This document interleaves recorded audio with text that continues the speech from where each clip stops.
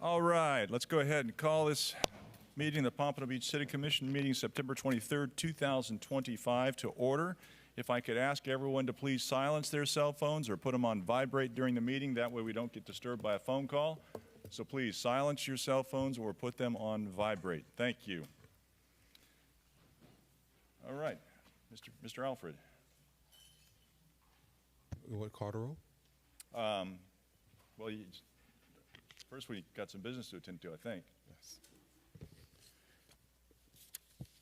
Yes, I guess before calling the roll, I'll go ahead and it was brought to my attention once again by Commissioner Fezzik that she has requested to participate remotely. She prepared a memorandum, a copy of which is before you all on the dais, along with a copy of the resolution I provided that outlines the procedures for remote participation. Also, she's wanted me to state for the record that any commentary, speculation, or interpretation regarding her personal life or her ability to participate in public meetings is inappropriate and unauthorized and must cease immediately. Very good. So she has requested to participate remotely. Is there a motion to that? Mayor? Vice Mayor. I will make a motion to allow Commissioner Fezzik to participate in the meeting remotely. I second. Very good. It's been moved and seconded to allow Commissioner Fezzik to participate in the meeting remotely. Discussion on the motion. Vice Mayor. I just want to follow up what I said last night, because I'm not sure I was clear. Like, we all have lives, and we are doing the best we can. To me, none of this is personal. I would vote for any one of you to have the opportunity to participate remotely if you needed to. And I just think it's a matter of respect for each other.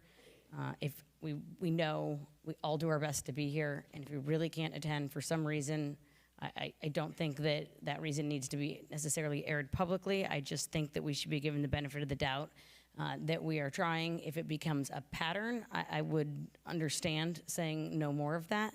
But I just don't think it's right to disenfranchise a certain part of the city because someone needs to be via Zoom or telephonically for a meeting, knowing that I think we really all try our best to be here, and I just don't like how it feels personal. It felt personal last night.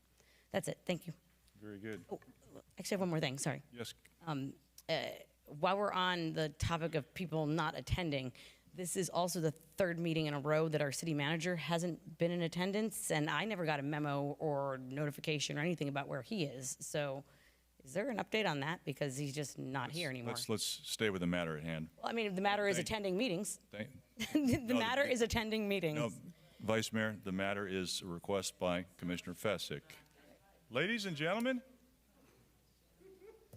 It's just a simple question about attending meetings and notification and the process. And normally we are notified, and I did not receive notification from the city manager's office, but he has not been here for apparently 3 meetings in a row now. very good. Got Commissioner Segerson Eaton. Yeah, let me be very clear. This is nothing personal. I am just saying, are we going down a slippery slope where any one of us at any time, have to be out or can't be here?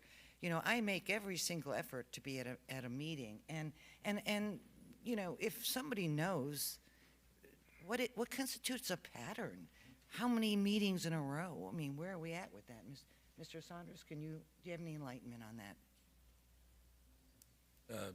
Madam Commissioner, our office has not, at least as it relates to commissioners, I'm not aware of any resolution that gives a specific number. The rationale for the issue that's before you now is really a state issue. It comes from your section 286.011 is the Sunshine Law. And the Sunshine Law requires this body to meet in its place at a scheduled time, and it should be open. And in order to conduct business, there must be a quorum, and that quorum must be physically present in order to take action.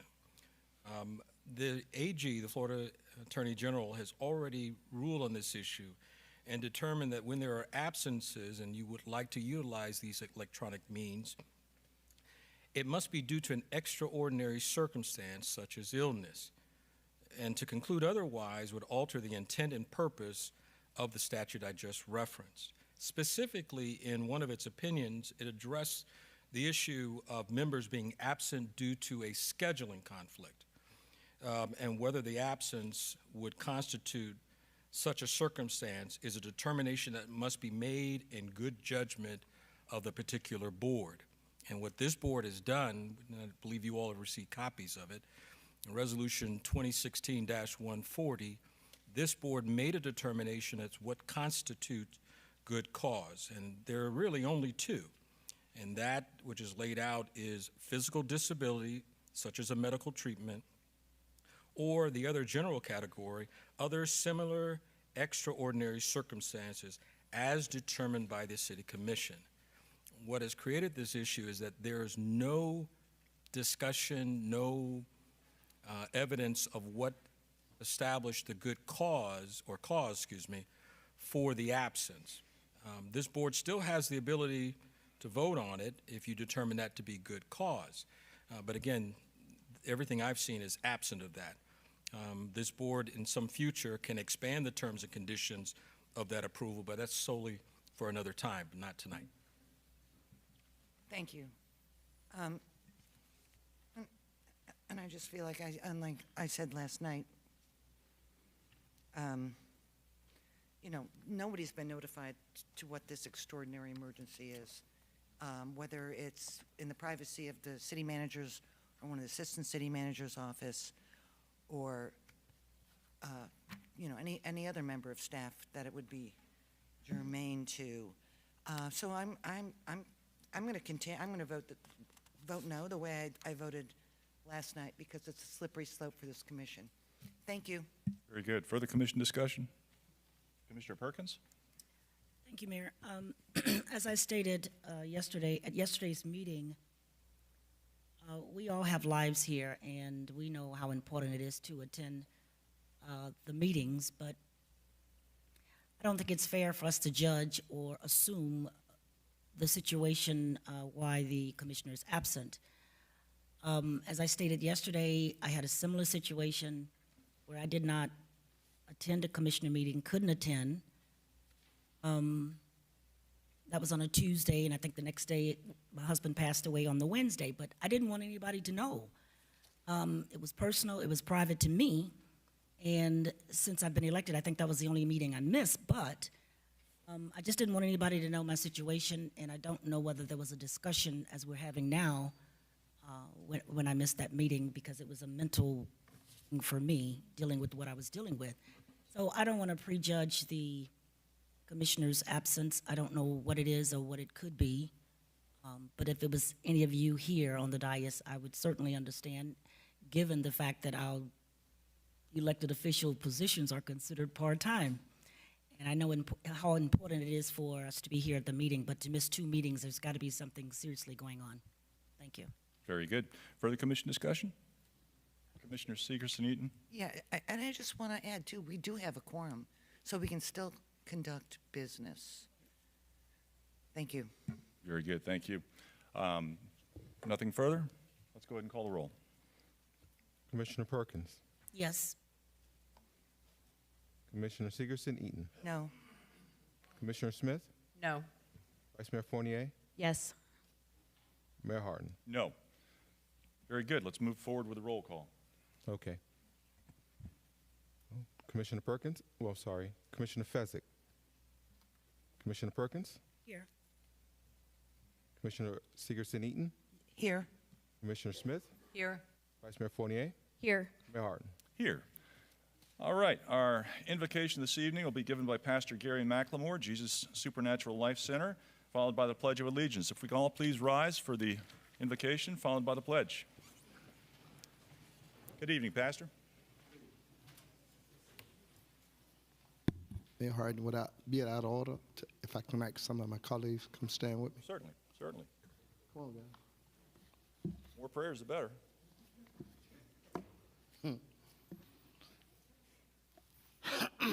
Always a good day to pray. Yeah, we need it.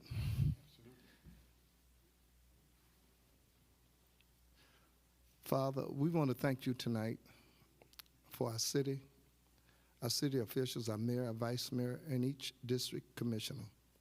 We are instructed from your word to pray first for those who are in authority, that we as believers will live godly and peaceable lives. So we want to thank you. Thank you for the residents, people who are here that gather here, who has concern for our city. Lord, we pray for the peace of Pompano and the prosperity of Pompano. And we want to thank you. We ask that you would give them wisdom, give them directions and guidance. In your word is instructed that many are the plans of a man, but the plans of the Lord would prevail. So we ask that you would intervene in a way that our commissions will be in line with your will for this city. We ask you this in Jesus' precious name. Amen. Amen. Thank you. Pledge allegiance. To the flag of the United States of America and to the republic for which it stands, one nation, under God, indivisible, with liberty and justice for all. Amen. Thank you all. Appreciate it.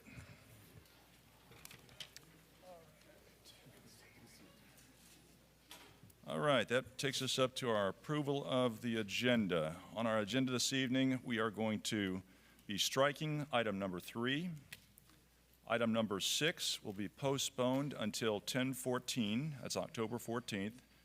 So strike 3, postpone number 6 until October 14th, and we're adding 2 proclamations underneath the listed proclamation, one for track and field recognition, the other for swimming recognition. Mr. Bosworth, any further changes? No additional changes, Mayor. Very, very good. Can I get a motion approving the agenda as amended? So moved. Second. Moved and second. All in favor say aye. Aye. Opposed? Motion carries unanimous. Thank you. Under our consent agenda discussion, well, item 3 has already been stricken, so we have no pulls. So all items on a consent agenda are eligible for discussion during audience to be heard, with the exception, of course, of item 3, which has been stricken. Very good. That takes us up to our proclamations. The first is International Social Action Large Graduate Chapter of the Year, 2024-25. It's very, very pleased. I'll be right over there. Going to award a proclamation to the Eternue chapter of Omega Psi Phi Fraternity as the International Social Action Large Graduate Chapter of the Year, 2024-25. I think we got a few folks here in purple. Yes.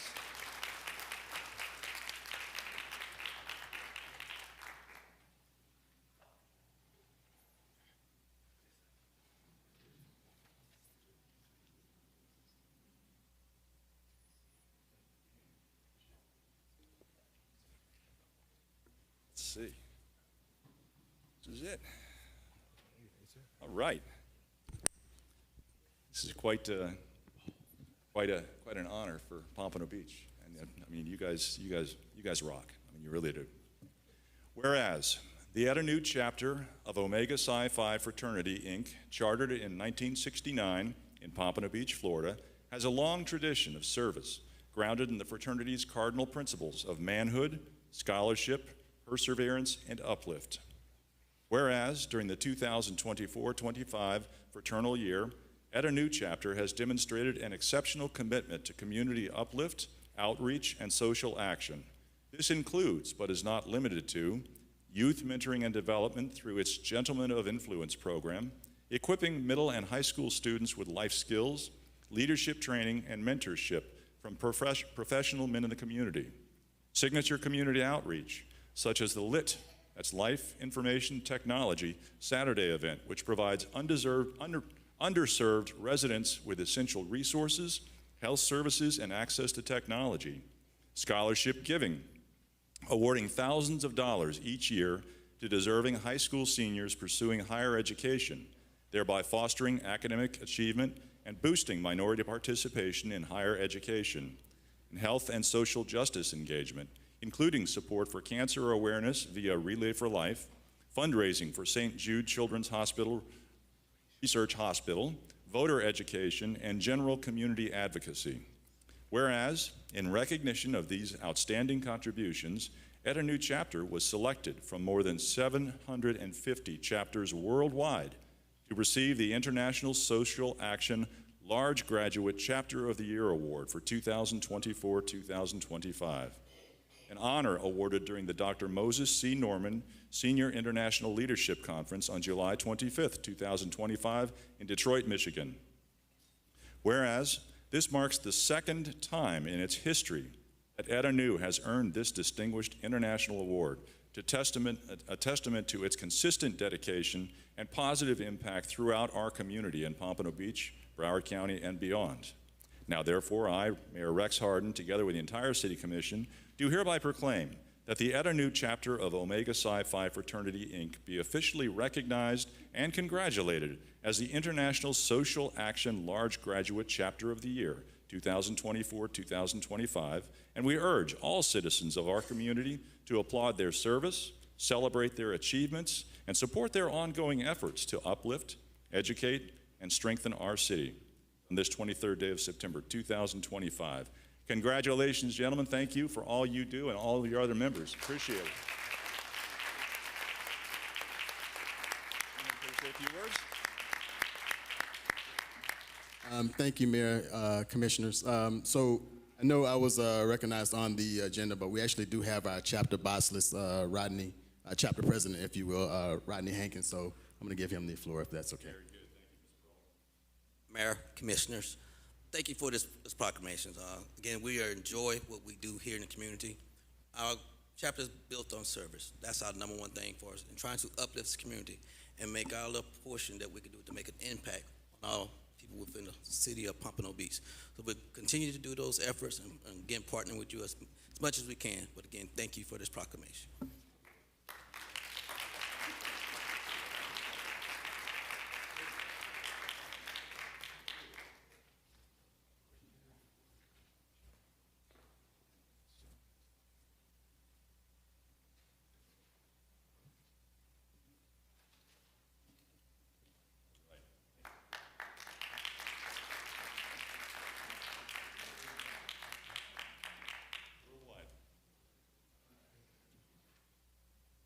All right, next up, we've got proclamation for some track and field special folks.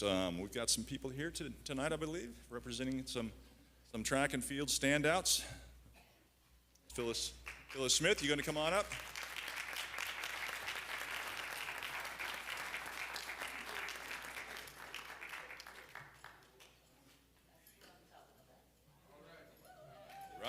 Look at this.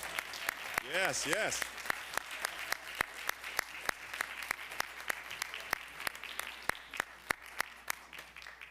Very nice. This is Miss Phyllis Smith, who is directing traffic here. President of the Collier City Civic Association. Very good. All right, let me read this. Whereas the city of Pompano Beach is known nationally as a youth sports standout for the outstanding athletes that can call Pompano Beach home. And whereas we have a winning team of young ladies representing our city in track and field that set new records in the AAU, that's the Amateur Athletic Union, 2025 Junior Olympics in the 4x100 meter relay for 10-year-olds. And whereas the first leg was run by Miss London Lee with a time of 27:35. She also placed sixth in the 200-meter individual. The second leg was run by Miss Christina McDougall in 27:03. She also placed fifth in the 200-meter individual. The third leg was run by Miss Malay Phoebe. And the final leg was run by Miss Journey Smith with a time of 26:21. Miss Smith also came in first place in the 100-meter individual at 12:78 and the 200-meter individual with a time of 26:21. She also set a new club national record for the 10-year-old girls. This, yeah.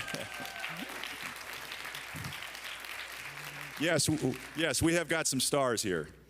So this same group of girls holds the 8-year-old record that still stands from 2023.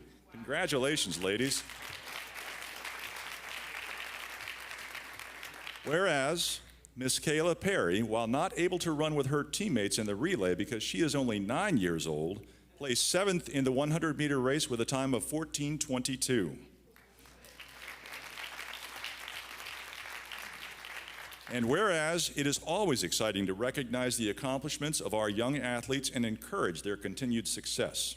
And now, therefore, I, Rex Harden, Mayor of the City of Pompano Beach, on behalf of the entire City Commission and residents of Pompano Beach, do hereby express our sincere congratulations to Miss London Lee, Miss Christina McDougall, Miss Malay Phoebe, Miss Journey Smith, and Miss Kayla Perry on their exceptional performance at the 2025 AAU Track and Field Junior Olympics and wish them good luck in the future. Done this 23rd day of September, 2025.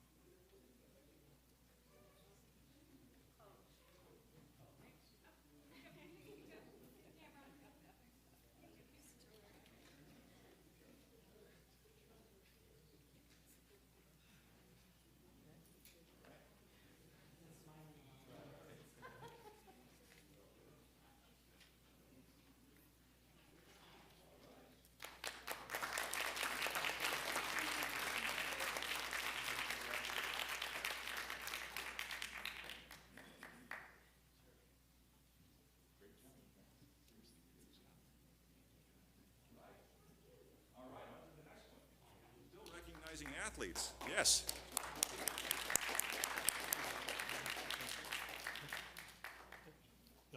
All right.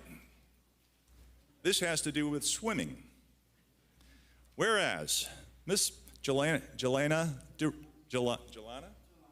Miss Jelana DeRose has been setting records since she was 6 years old. Now, at age 10, she has already completed a triathlon consisting of a half-mile swim, 1 mile bicycling, and a 1 mile run, finishing in second place. And yeah. Whereas Jelana recently set records at the Swim Classic of Champions held in Jupiter, Florida.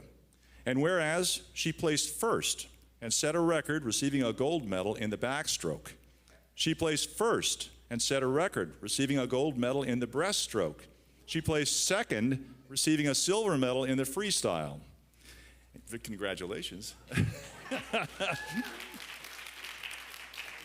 Whereas Miss Jelana DeRose continues to win events in the pool, coming in first place in the following: 50-yard backstroke at 43.90, 50-yard breaststroke at 50.07, I stand corrected, 50-yard butterfly at 44.95, 100-yard freestyle at 121.20, 100-yard IM, that's individual medley, at 136.37. I mean, that's a lot of swimming. Congratulations. Whereas it is always exciting to recognize the accomplishments of our young athletes and encourage their continued success. Now, therefore, I, Rex Harden, Mayor of the City of Pompano Beach, Florida, on behalf of the entire City Commission and residents of Pompano Beach, do hereby express our sincere congratulations to Miss Jelana DeRose on her exceptional performance at the Swim Classic of Champions and wish her good luck in the future. Done this 23rd day of September, 2025.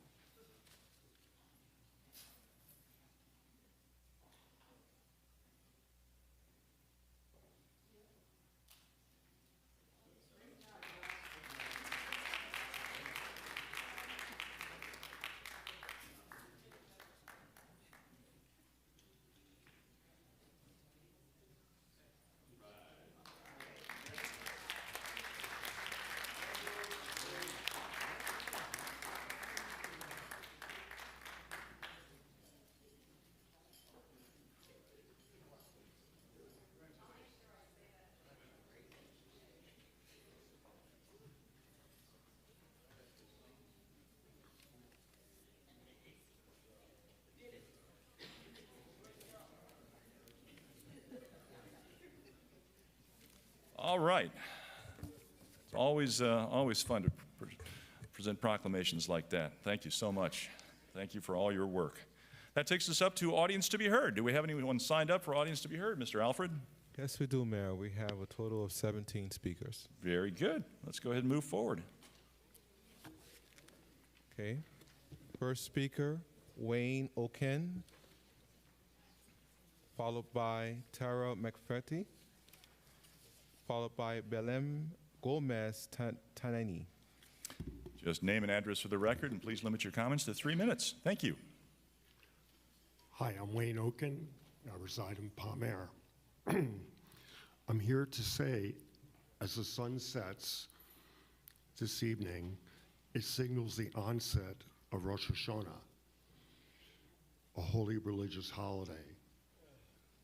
It's a time of renewal and celebration, and heartfelt hopes are expressed for peace, happiness to be enjoyed by all. Perhaps it's an oversight by the city, but I'm surprised that this meeting was not rescheduled, as it's a holy and religious holiday. I've received so much joy because we reside in a diverse social melting pot called Pompano Beach. Should all be proud. Happy Shana Tova. Thank you. Very good. Thank you, sir. Next speaker.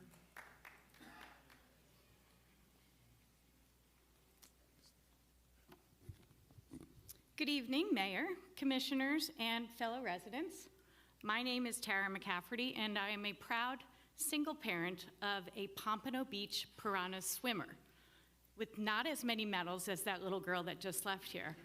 My son JD is age 11, and he has been part of this incredible program for over 2 years. And through it, I've seen firsthand how much it enriches not just his life, but the lives of so many children and families in our community. The Piranha Swim Team has over 200 swimmers, ranging from the young age of 4 all the way up to high school seniors. It's more than a sports program. It is a safe, structured environment that builds discipline, confidence, and resilience. And what makes it so special is it is accessible to everyone. Swimming is one of the most affordable organized sports I've realized here in South Florida, allowing families from all cultural and socioeconomic backgrounds to participate and thrive. And this inclusivity is something that Pompano Beach should be proud of. However, our team faces a major challenge. We lack a sheltered workout facility. Of course, we have an amazing pool, and we love it. Thank you very much. However, when it comes to training a swimmer, not everything happens in the pool.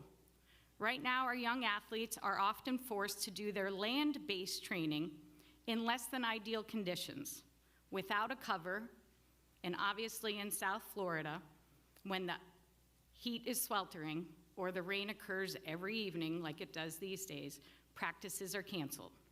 This isn't just an inconvenience to the parents and to the children, but it limits their growth, their consistency, and their ability to compete with teams from other cities that have such facilities already.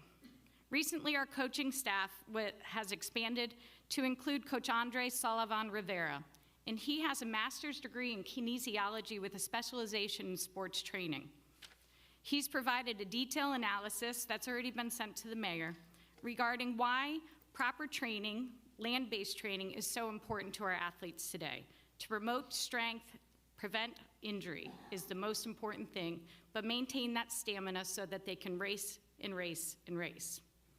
We understand that a full build-out of this building would take years to implement, so what we are asking all of you, because this is for all of your constituents, is a sit-down to find a short-term solution of a covered, sheltered workout facility somewhere within the premises of the Aquatic Center, or possibly a solution at the Emma Lou Olson Civic Center nearby. So with that, I took my 3 minutes. Thank you very much. Thank you for that. I do have your emails on this issue, so I haven't gotten to you yet, but I will. Next speaker. Good evening, Mayor, Commissioners, and staff. My name is Belém Gomez-Tiani, and I'm a parent of swimmers who are members of the Pompano Beach Piranha Swim Team. Back in August, I submitted a request on behalf of the parents of swimmers regarding the addition of an exercise facility at the Aquatic Center. Since then, I have exchanged emails with Mr. Scott Moore, the city's recreation director, who noted that this idea may be a good fit for the city's CIP. I greatly appreciate his support and the recognition of its value. However, I am here tonight because our athletes face an urgent short-term need. In South Florida, the extreme summer heat and frequent lightning storms make outdoor training unsafe and often impossible. When the pool closes due to weather, our swimmers have nowhere to train. Without a covered gym space, they are forced to exercise on the pool deck in dangerous heat, and they lose valuable training time altogether. In addition, it is imperative that our young athletes have access to such facility to enhance athlete performance, prevent injuries, and support physical development. We respectfully ask the Commission the creation or adaptation of a dedicated dryland training area located within or adjacent to the current aquatic facility. This space will be designed to support a full range of strength, resistance, and mobility training, while providing a safe and comfortable environment for athletes of all ages. Key features of the proposed area include adequate covered structure, safe and durable flooring, essential training equipment, open layout for group sessions. This facility will ensure that our swimmers receive the same high-quality conditioning opportunities as those in top-tier programs across the state and in the country. By investing in this space, the city will not only provide our athletes with the physical foundation necessary to excel in competition and to maintain lifelong fitness and health, but it will also show its commitment to youth development and public wellness while maximizing the use of our aquatic center. Please know we will be more than willing to help with community input, partnerships, or funding ideas. Thank you for your time and for the work you do to keep Pompano Beach a place where families and athletes can thrive. Very good, thank you. Appreciate your help. Next speaker. Michael Seversky, followed by Carlene Duncan, followed by Christina Rexon. Mike Skaversky, 1630 Southwest 5th Avenue, Pompano Beach. How you doing, Mr. Harrison? Good to see you. Oh, wait a second. Oh, how are you, Errol? Huh. I'm changing everything, I was going to say, because the kids that won the track medals, some of you know how big I am on sports, 12.78 in 100 meters for a 10-year-old. The girl's name was Journey. Probably 90 to 95% of all human beings across this country from age 0 to whatever will never hit that mark. That's how fast she is running. That is unbelievable for a kid that small. When I was a kid, the fastest I could do it was in the high 11s. So when she's probably a few more inches taller, she's borderline Olympic speed when she gets older. That's how good she is. Now, the other thing I wanted to talk, I had a few things, but we don't need any more exercise stuff. I've been exercising out in the heat for years. I wear hooded sweatshirts. That would take me a half hour to explain how to train properly. No. I train in lightning. I've trained in snow, wear boots, you name it. These kids that are high-level athletes, they know how to train, and they better know how to train. As for Commissioner Audrey missing, nobody's perfect. I think Allison Fournier is perfect, though. You've never missed a meeting. That has been here for 2 years or more. She has never missed a meeting. You're borderline perfect. I think you missed one because you had a broken leg or you were faking it, one or the other. And Perkins had a terrible reason why she had to miss. I think you may have missed one. That's about it, if that. And you're new, so, but, I mean, certain circumstances come up, and I think that she should be allowed to take part in the meeting. You guys obviously don't want her to, but things happen. She'll be back, and I disagree with what you all said, what most of you said, where you don't agree with it. What I would like to have done, because some of you up here when you talk, slur, I don't know what the heck you're talking about, maybe we should drug test everybody once a month. Did you ever think of that? I think that would be fair. And since I got 25 seconds left, if somebody lets me borrow their tie, I'll take her place for free. How's that sound? All you do is you owe me a McDonald's gift certificate for the night. That's it. Very good. Thank you, Mr. Skaversky. Please, ladies and gentlemen, please, no applause. Thank you. Next. I got to say, I thought that was very disrespectful, just for the record, to say that we all need to be drug tested. Thank you. Very good. Next speaker. Good evening, everybody. My name is Colleen Duncan. I live in District 4. The rumors is out in the black folks, our community, about September the 16th, the vote went. All they got to do is look at YouTube or the city website. If you can't see, ask somebody to translate it to you. Don't listen to these folks in the streets. Thank you very much. Very good. Next speaker. Christina Recon. Oh. Hello, my name is Christina Richon, and I'm a resident of Pompano Beach. I have 2 children, 7 and 11 years old, and they are both on the Pompano Beach Piranhas team. We've been members for about 5 years, and I can say that swimming has been an incredible positive impact on my children. Not all children are top athletes. My son is actually hearing impaired and benefits so much from the swimming, so not all of them are top athletes. Now, during the past 5 years, I've seen a significant increase in his self-confidence, especially last year. Like 5th grade, he blossomed. He wears hearing aids, and when he takes his hearing aids off, he's almost completely deaf. So when he's in the water, he watches what his other teammates does. So research has shown that swimming increases self-confidence, enhanced spatial awareness, and improved balance for kids that are deaf. Now, to help continue our kids, even kids with special needs, they need proper facility to allow them to train safely and effectively. Now, currently, our kids are doing strength training on the pool deck in excessive heat, and during the summer, they've been unable to train due to this excessive heat. This amount of heat is causing my sons to sweat excessively, and that excessive sweat gets in his hearing aids and damages his hearing aids, and he's not able to hear because it creates an extreme buzzing noise in his ear. So he's not able to listen to the instructions properly, nor is he able to communicate with his team members because of this excessive sweating. We need a facility that allows our kids to practice year-round and no matter what the weather.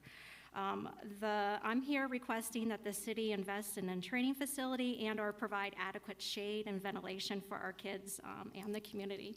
And since I have a little bit of extra time, we have people that come from Boca, Parkland, Fort Lauderdale, Coral Springs. They travel sometimes twice a day. So morning and evening, they come twice a day. They're dedicated. These are dedicated students. Not all of them are going to be Olympics. Some of them just do it because they love swimming. So I think that amount of love and dedication from the parents and from the kids deserve a little bit of recognition, and they need to have a proper facility that they're able to train in. Thank you. Very good, thank you. Next speaker. Fred Stacer, followed by Vicente Thrower, followed by David Hall.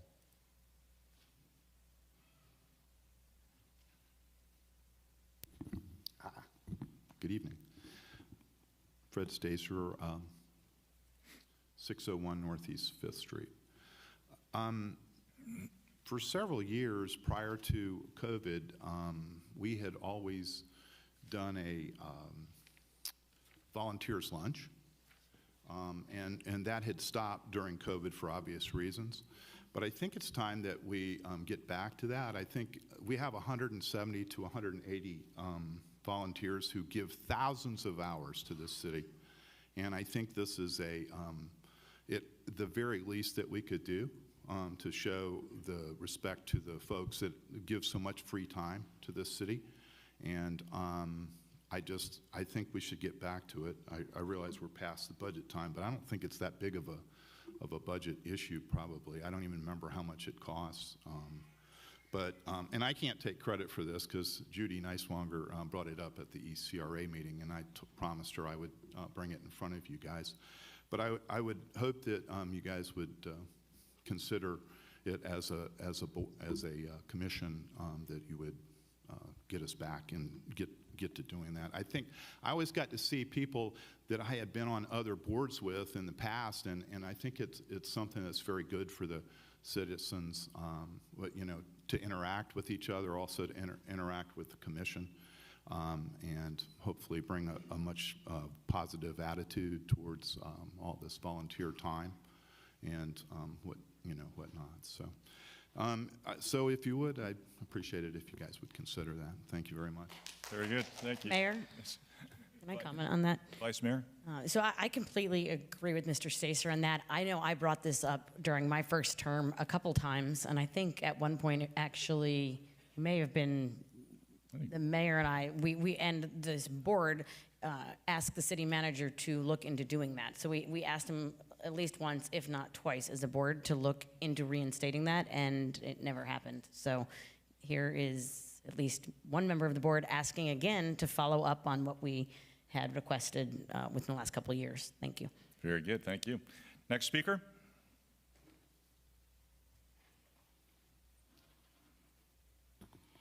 Vicente Throw at Pompano Beach. Mayor, I just want to make one comment first. On that pool issue of equipment, I agree with those women from the Northeast, but make sure that whatever you do over there, we do at the Northwest Pool also, the Sam Swan Pool. Whatever we do, you understand? Okay, perfect. The next thing is, Mayor, Henry Crockett. Henry Crockett is the president of the Orange Bowl Committee right now. Born and raised Pompano Beach, has done a lot and was a reason why we got the money for the Orange Bowl field over there at Mitchell Moore. When will we recognize him for his contribution? At the same time, being that he is the president of the Orange Bowl, why are we not working closely with the Orange Bowl this year? I don't have an answer for that. I can find out. I think that we should be doing everything we can while he is the president to try to make sure that we participate in all those events if possible. The last thing, Mayor, when we come here at nighttime to these meetings, is it possible that staff can send a memo to the staff that before they get here in the morning, we have night meetings, and even in the afternoon, can they park their cars further back so that there's parking made available for the citizens that come into these meetings?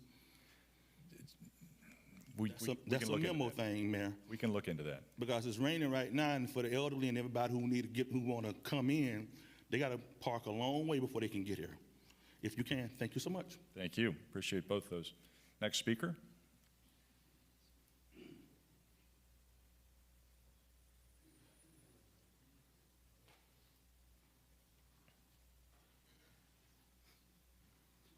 Good evening, David Hall, 290 Southeast 8th Court. Just wanted to talk about our local BSO folks here. We've got a great team in Pompano Beach, and of all the things they do in the community, whether it's the Collier Days or the Unity in the community where they bring out the Bearcat and the kids get to climb around in that, or the upcoming Boo Bash, is all great. But the bottom line is about crime, right? And it's tough to prevent it, but it's also good when something happens and you can catch someone. And recently, an institution in Pompano Beach, it's been there probably, 30, 40 years, Wings and Things was burglarized in my district, your district as well. And they were burglarized, they robbed the place, but they caught them, right, the next day. So we never hear enough about BSO doing a good job in making sure that something happens, they end up doing what we really want them to do, right, mostly is either help prevent it, and if they can't prevent it, catch the people who did it, and I believe the person is still in jail. So that's a very good outcome for us and for safety in Pompano Beach. So I just wanted to say kudos to our local guys and gals. They're fantastic, and we're lucky to have them, the team we have here in Pompano Beach. Thanks. Very good. Ditto. I agree. Next speaker. Yes. Farat Al-Zawani, followed by Debrisha Lassane, followed by Delphon Tompkins.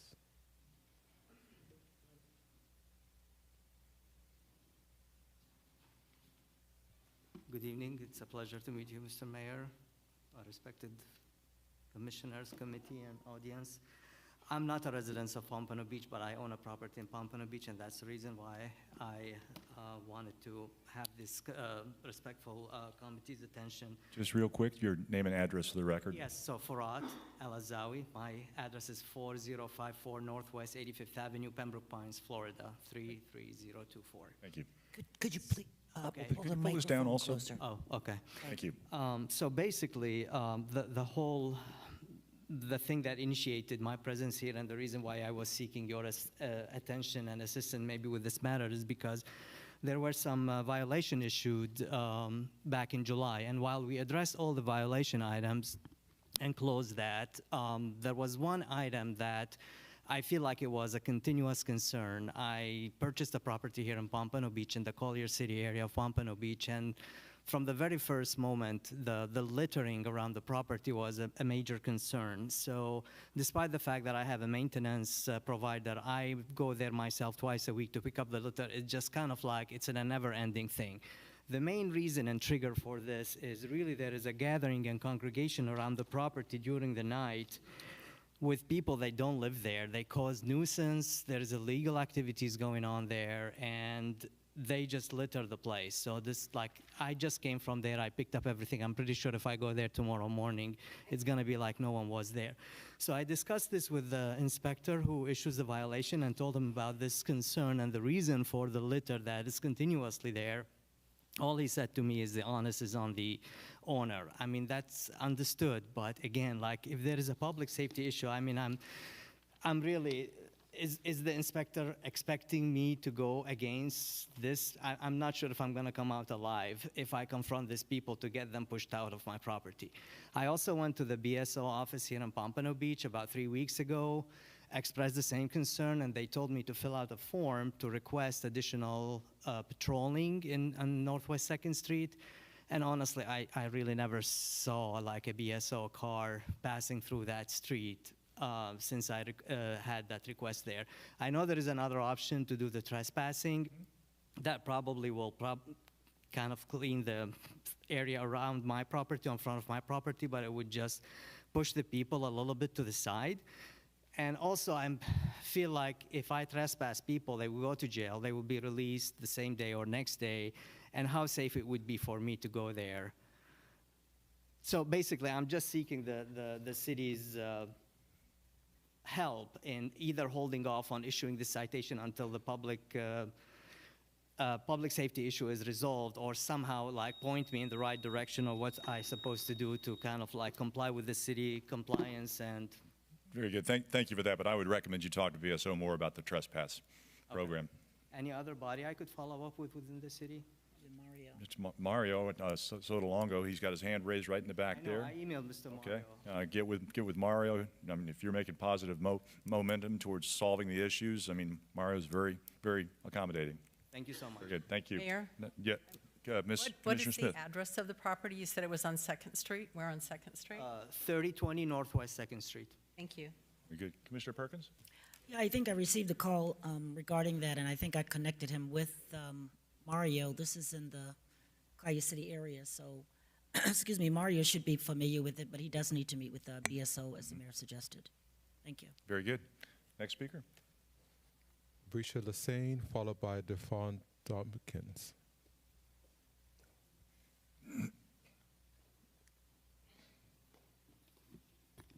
Debrisha Lassane. My address is where I stand. I'm here today to ask, do you have any room in the budget for a gate for Westview Cemetery? We have someone by the name of Estero that's trying to rest in peace over there. Y'all sold some of the property. There's little animals over there as well. She graduated from Blanche Ely here in Pompano Beach. She's the 10th of 18 kids, born and raised here in Pompano. She graduated from Spelman, also Yale University. She won the NAACP award for her advocacy and leadership in civil rights. She also stood for racial equality. She stood for a lot of things, and she raised the view for black people nationwide. She spoke for the black families nationwide. We not speaking for it right now as she's trying to rest in peace. We have several cemeteries in this city, but there's only one that look like Westview.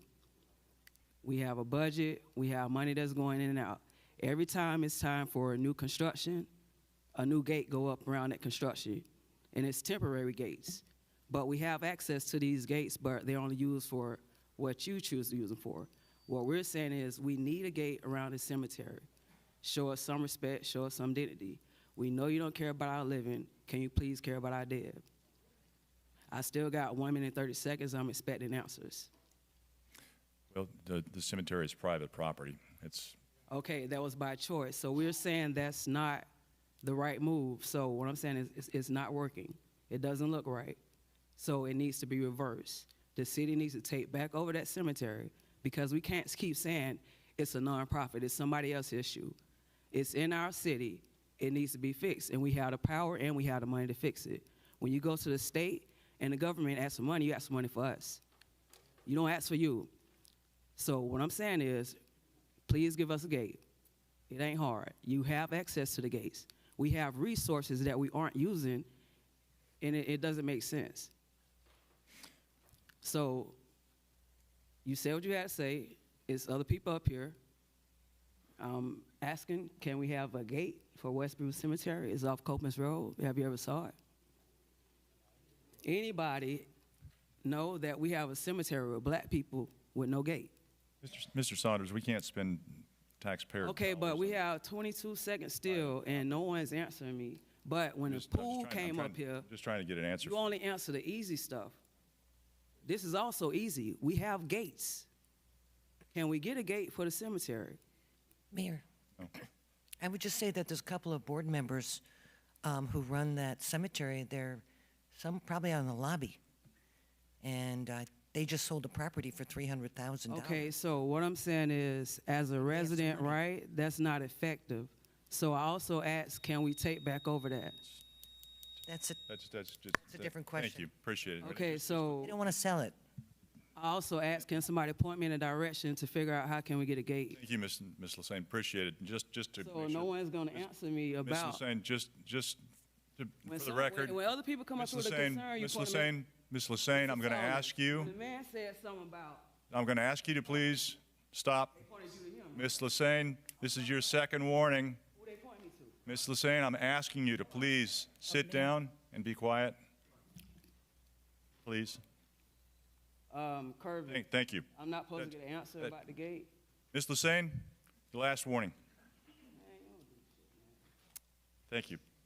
Just for the record, the city has never owned Westview Cemetery, so we can't take it back. We never owned it. Commissioner Perkins, you want to? Yes, Mayor, I do understand that there's a lot that should be going on at that cemetery, and there are a lot of concerns. Quite a few people are very emotional about the conditions there, and it is very exposed when you ride down Copens Road, and there needs to be some type of covering or something there because we all have loved ones out there. So, to my understanding and speaking with staff, they are working on something. And of course, we need a gate, but there's so many other things that need to be done there. And we're just not moving fast enough, but there are things that are being worked on at this particular time regarding the cemetery. And as soon as I gather all the information, I will definitely be meeting with the community about it. Thank you. Very good. Next speaker. Mayor, we reached the allotted time for our audience to be heard. Oh, okay. Well, we'll take one last speaker, yes. and then go ahead, sir. You're the last Good evening, speaker ladies until the and end of the meeting. gentlemen. My name is Delton Tompkins. A lot of people here know me, and I know a lot of people in here. If it's not just me, it's my family they know a member of. But I'm here to thank the City of Pompano Housing Department for the time of my troubled life in the last 4 years. I had a lot of distractions and a lot of death, divorce, and all types of things. I went homeless for the last 2 years, but God sent an angel to walk by me through the steps. And that lady is named Miss Sonia from the Housing Department. That's what I'm here for, to thank housing of City of Pompano. Appreciate it. Thank you, sir. Sandra Rett. Sandra Redd, yes, Cassandra Right. Redd, yes. Congratulations, yes. And congratulations, sir. Thank you. Appreciate it. But Mayor, let me just say Perkins? real quick, thank you.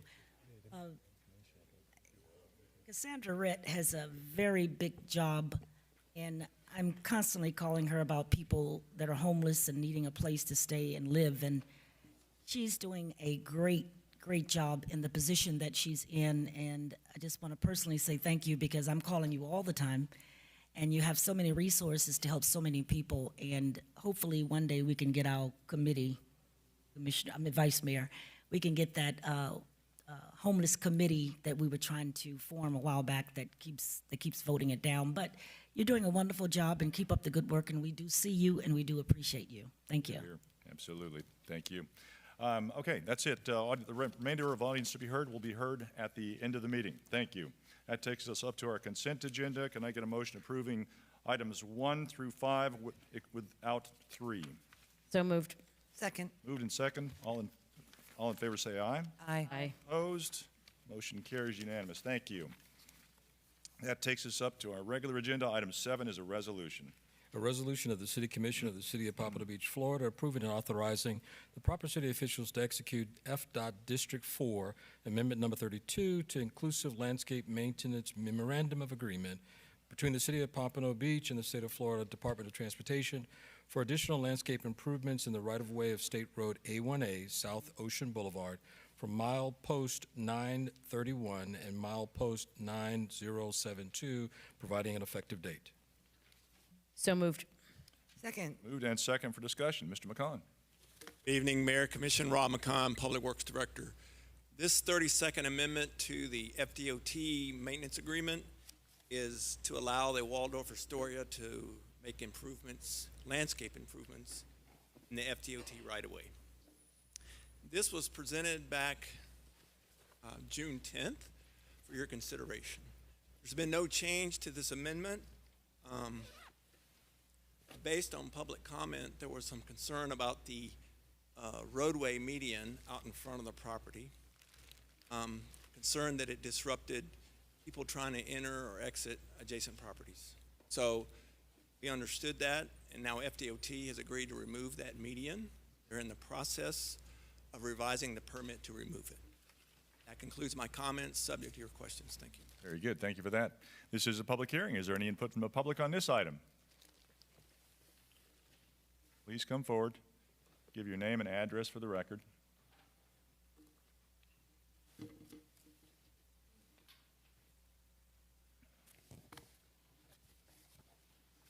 Hello, my name is Brandy Zabadal, and I live here within Pompano Beach. I do just have something quick to say. Commissioner Fezzik would like to thank the Waldorf Astoria for working with the community and agreed to modify the roadway median on A1A. This change directly addresses safety concerns raised by residents and shows that their voices were heard truly today.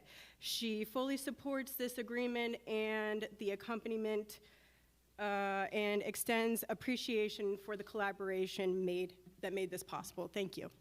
Very good. Further input from the public? Seeing none, public input closed. Commission discussion, questions, concerns? Seeing none, let's go ahead and call the roll. Commissioner Perkins, Yes. Commissioner Segerson Eaton, Yes. Commissioner Smith, Yes. Vice Mayor Fournier, Yes. Mayor Harden. Yes. Item 8 is a resolution. A resolution of the City Commission of the City of Pompano Beach, Florida, approving amended FY 2024-2025 annual budget of estimated expenditures, expenses, and receipts and revenues of the City of Pompano Beach to accept the premium tax retirement distribution for fire and police, providing an effective date. So moved. Second. Moved and second for discussion. Mr. Waters, good evening. Good evening, Mayor, Vice Mayor, members of the Commission. I'm Joshua Waters, the city's budget director. This resolution appropriates the premium tax revenue that the city's received from the state for fiscal year 2025, our current fiscal year. This revenue can only be used to fund police and firefighter pensions and totals $3.9 million. Very good. Thank you for that. This is a public hearing. Is there any input from the public on this item? Seeing none, public input closed. Commission discussion, questions? Seeing none, let's call the roll. Commissioner Perkins, Yes. Commissioner Segerson Eaton, Yes. Commissioner Smith, Yes. Vice Mayor Fournier, Yes. Mayor Harden. Yes. Item number 9 is the second reading of an ordinance. An ordinance of the City Commission of the City of Pompano Beach, Florida, approving and authorizing the proper city officials to execute a Sixth Amendment to the Agreement for Police Services between the City of Pompano Beach and the Sheriff of Broward County, Florida, providing for severability, providing an effective date. So moved. Moved and second for discussion. Mr. Donovan. Yes, good evening, Mayor, Vice Mayor, and Commissioners. This is a second reading of an ordinance. There's been no changes since first reading. Very good. Thank you for that. This is a public hearing. Is there any input from the public on this item? Please come forward. Name and address for the record. Just one comment. Mike Skaversky, 1630 Southwest 5th Avenue. I think they're doing a great job and trying their best. Very good. Thank you, sir. Further input from the public? Seeing none, public input closed. Commission discussion, questions? Seeing none? I'm sorry, did I hear something? No? Seeing none, let's call the roll. Commissioner Perkins, Yes.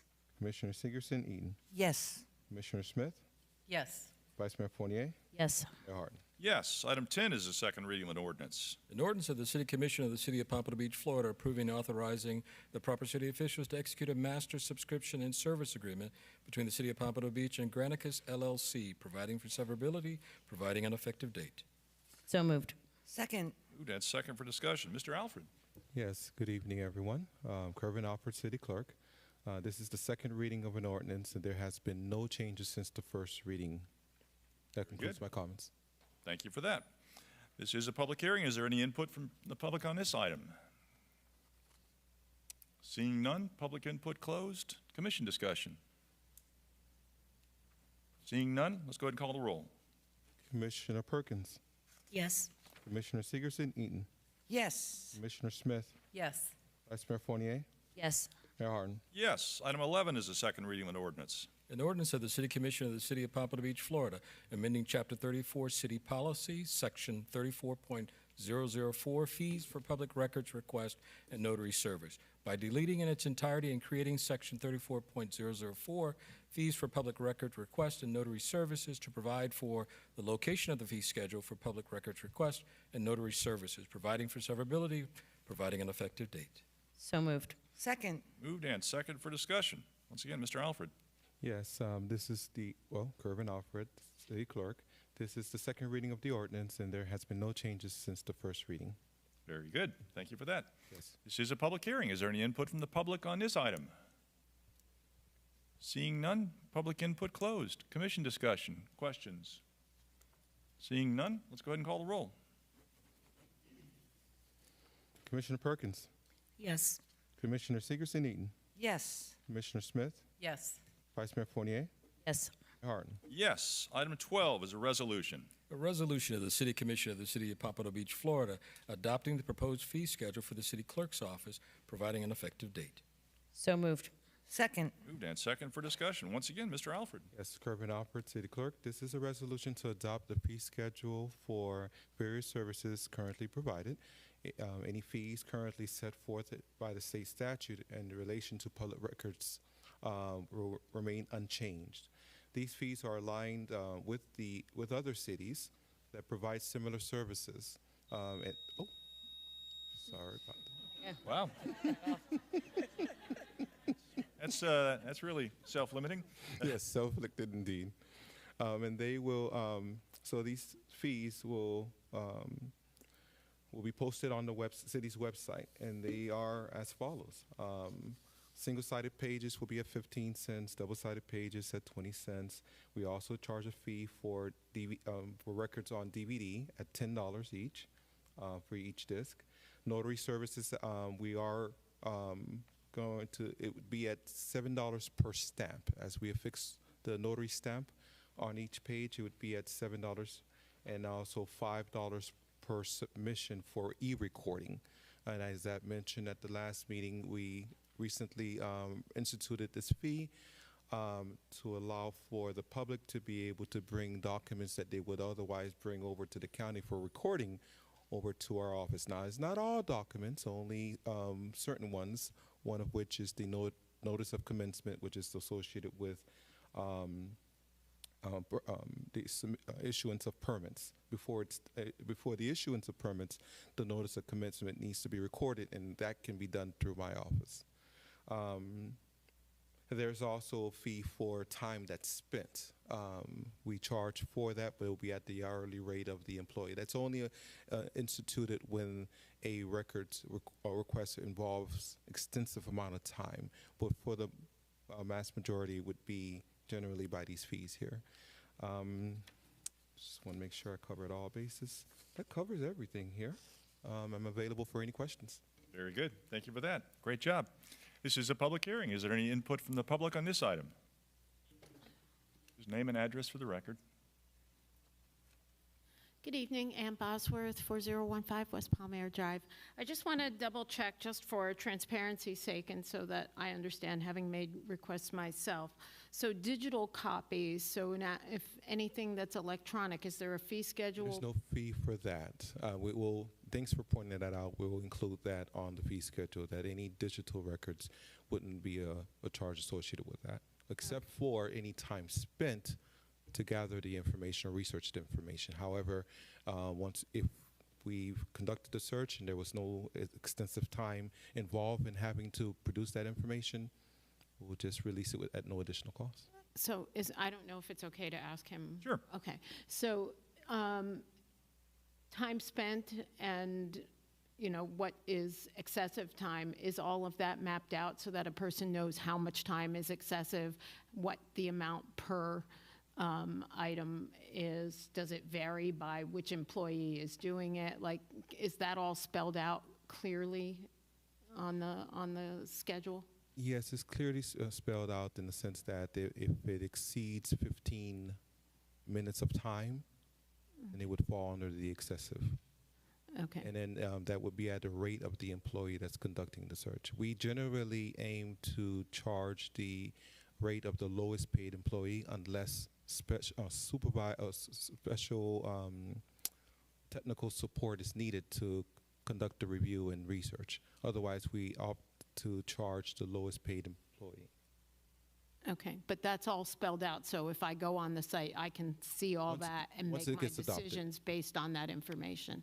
Upon adoption of this resolution, yes. Okay, thank you. But just to be clear, though, that it's not spelled out how much time it will take. No. That would be after the request. It's spelled out that there is a fee and that it is handled in this way. Okay, Yes. thank you. Very good. Just want to be clear there. Very good. Further input from the public. Please come forward. Just name and address for the record.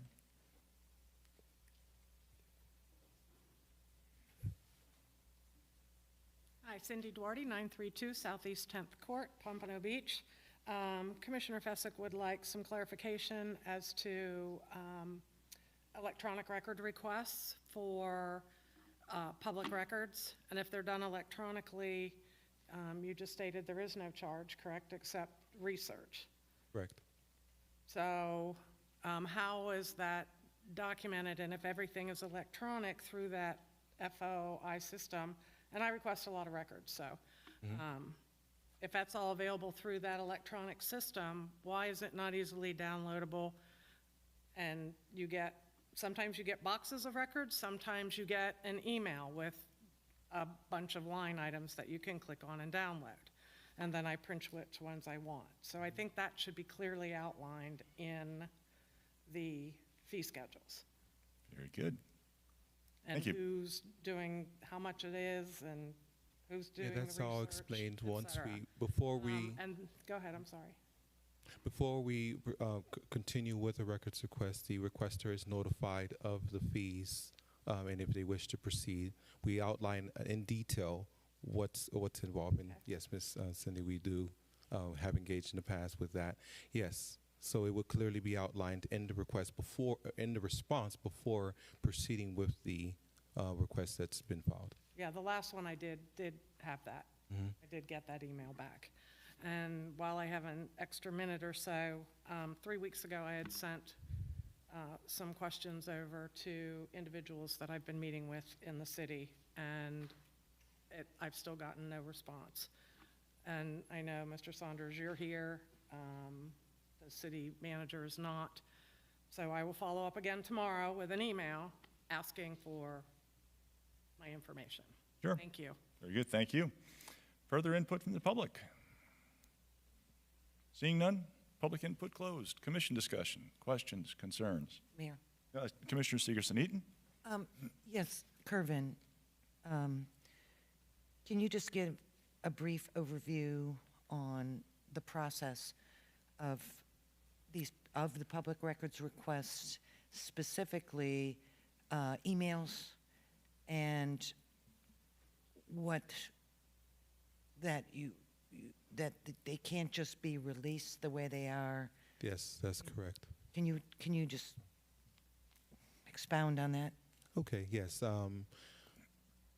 The city has, in our network, is pretty much vast. It's not in a way where we can just obtain these emails and just, put it out there for public review or consumption, only because of the fact that Our network is wide, and many communications travel back and forth among departments, among agencies, and it would contain sensitive information such as Social Security numbers, medical information, and we need to go through the process. AI or technology hasn't advanced quite yet to be able to detect all of them. Yes, Social Security numbers, but information relating to medical information, it wouldn't be able to detect, okay, this is medical related, it should be omitted from the search.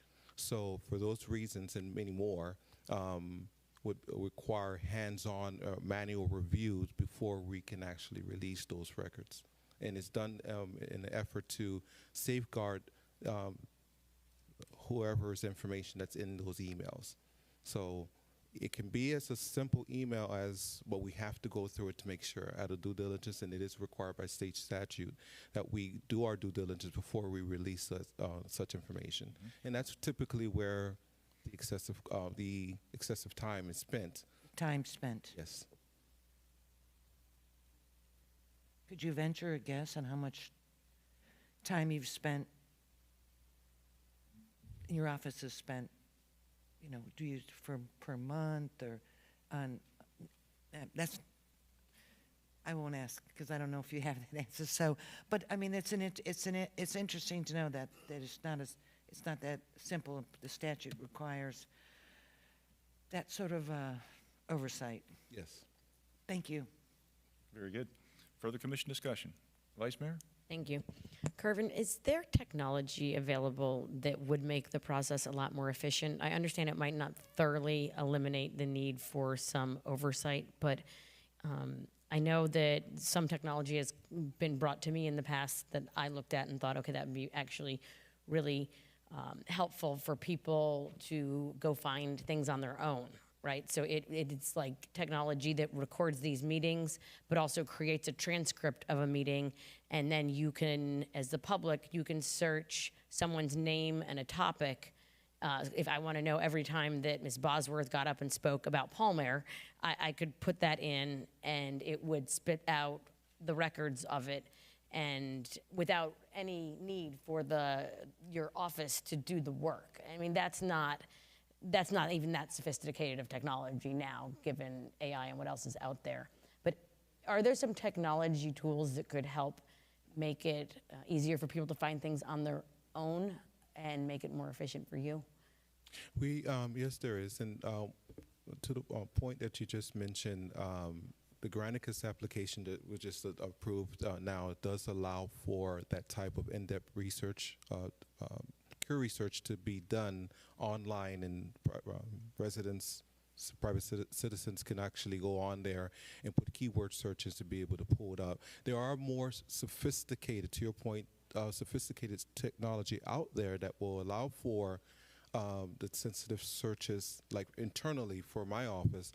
And I would say maybe about 4 months ago, we did bring forward a contract with just FOIA to take on some of those enhancements that allows for the searches for Social Security numbers. But the other more complicated type searches where we have to determine whether this is speaking to a person's medical condition, it's not quite there yet, but we're actively still reviewing, still searching out there for that type of technology that would help alleviate some of that extensive search. I'm hoping that I did answer your question. But yes, currently the Granicus program, the public-facing part of it, does provide for detailed searches that would go through the documents. And most of the documents that we upload through the Granicus program are text searchable.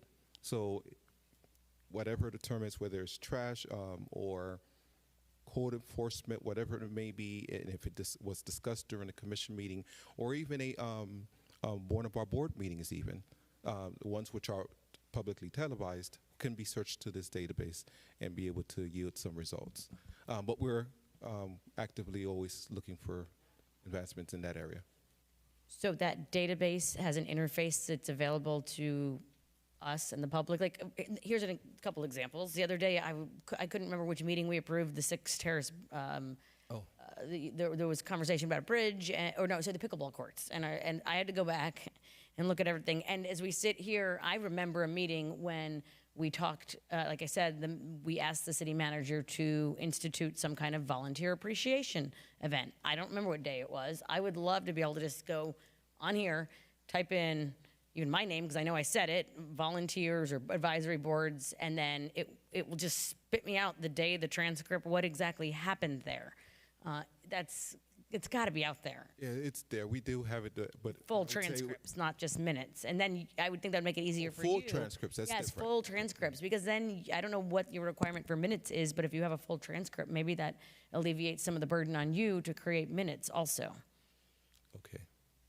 I'd love us to look into that as something that is a tool for people that would, I think, help with some of the public records requests, not the documents, but some of.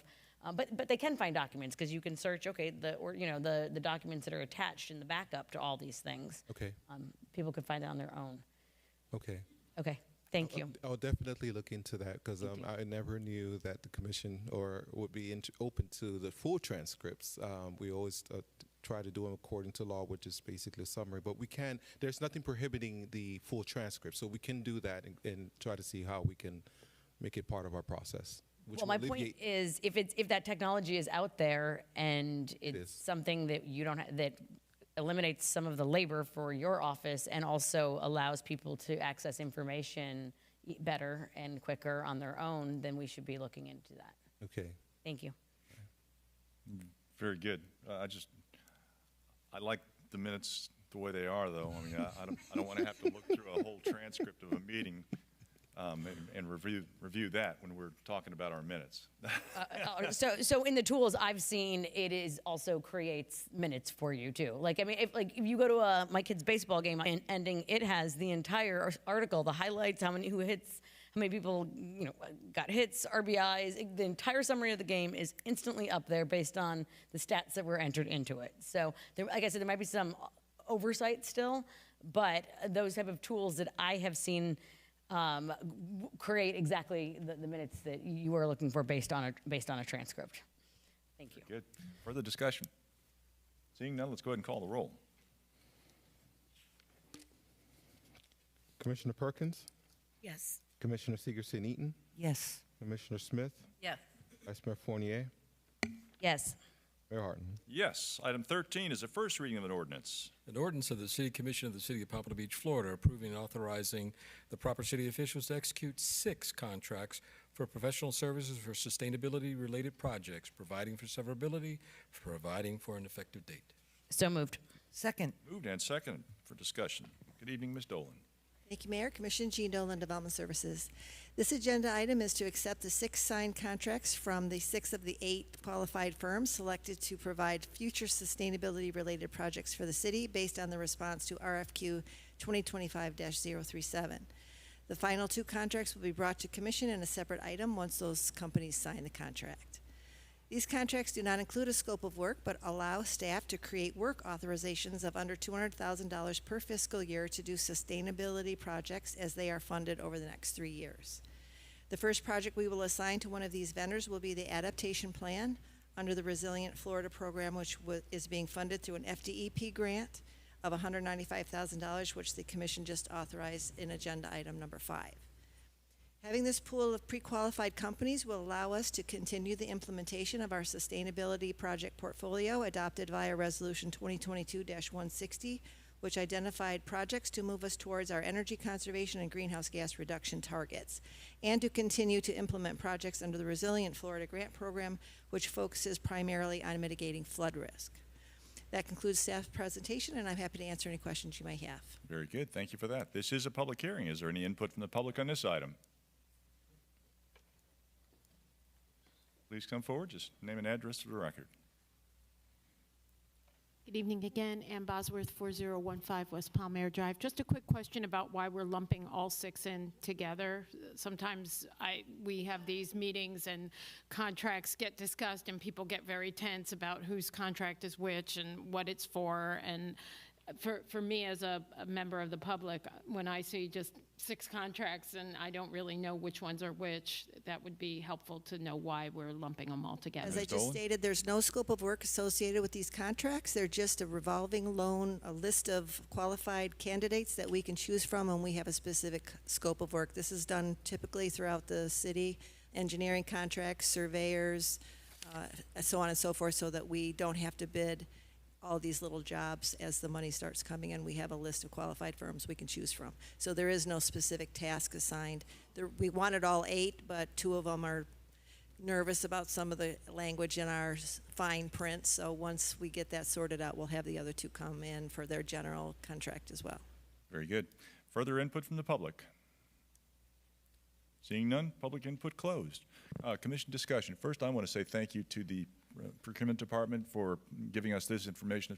It wasn't in the backup, but they didn't have time to include it in the backup. But as far as the selection committee notes and all that, because I know that the commission has asked for that kind of stuff in the past, and we got it. So thank you. Further commission discussion. Vice Mayor. Yeah, I appreciate getting this also. I haven't had time to go through it since we just got it, but there will be a second reading of this. I was also curious why we went with 8 firms. And are there any implications from Senate Bill 180? I know there is on sustainability planning and things like that. This is not impacted by that, any of these? We're not adopting any regulations. We're doing planning activities. Just planning, okay. And it's $200,000 for each contract or each vendor or? Each work authorization can be up to $200,000. You can only do 1 per year for each vendor. So if we wanted to use the same firm for a couple projects and it totaled more than $200,000, we would have to come back for whatever contract got us over that amount. Okay, thank you. Very good. Further commission discussion? Seeing none, let's go ahead and call the roll. Commissioner Perkins. Yes. Commissioner Sigerson-Eaton. Yes. Commissioner Smith. Yes. Vice Mayor Fournier. Yes. Mayor Harden. Yes. Item 14 is a resolution. A resolution of the City Commission of the City of Pompano Beach, Florida, appointing blank to the Architectural Appearance Committee of the City of Pompano Beach for a term of 3 years, said term to expire on July 27, 2028, providing an effective date. So moved. Moved and second for discussion. I'll go ahead and nominate Robert Zibkowski, incumbent from District 1. Are there further nominations for this item? Hearing none, nominations closed. All in favor say aye. Aye. Opposed? Motion carries unanimous. Thank you. Item 15 is a resolution. A resolution of the City Commission of the City of Pompano Beach, Florida, appointing blank to the Architectural Appearance Committee of the City of Pompano Beach as alternate 1 for a term of 3 years, said term to expire on September 18, 2028, providing an effective date. So moved. Second. Moved and seconded for discussion. I'll go ahead and nominate existing alternate 1, Ray Lebumsky, District 3. Further nominations for this item? Hearing none, nominations closed. All in favor say aye. Aye. Aye. Opposed? Motion carries unanimous. Thank you. Item number 16 is a resolution. A resolution of the City Commission of the City of Pompano Beach, Florida, appointing blank to the Housing Authority of the City of Pompano Beach for a term of 4 years, said term to expire on September 10th, 2029, providing an effective date. So moved. Second. Moved and second for discussion. I'll go ahead and nominate Whitney Rawls, incumbent, District 2. All right, then there's no other nominations that's because I'm the person who nominates for this, so nominations are closed. All in favor say aye. Aye. Aye. Opposed? Motion carries unanimous. Thank you. Item 17 is a resolution. A resolution of the City Commission of the City of Pompano Beach, Florida, appointing blank to the Housing Authority of the City of Pompano Beach for a term of 4 years, said term to expire on September 10th, 2029, providing an effective date. So moved. Second. Moved and second for Mayor? discussion. I'm sorry, Commissioner Perkins? Yeah, I'd like to nominate Whitney Montivia. Well, actually, it's my nomination. Well, But I was going to nominate Whitney Matevia. I'm sure you received an email, right? Whitney Matevia, it is. Any further nominations for this item? Hearing none, of course. All in favor say aye. Aye. Aye. Opposed? Unanimous. Thank you. That ends our regular agenda. Additional audience to be heard. Who do we have signed up, Gervin? Okay, let me get to that. Give me a sec.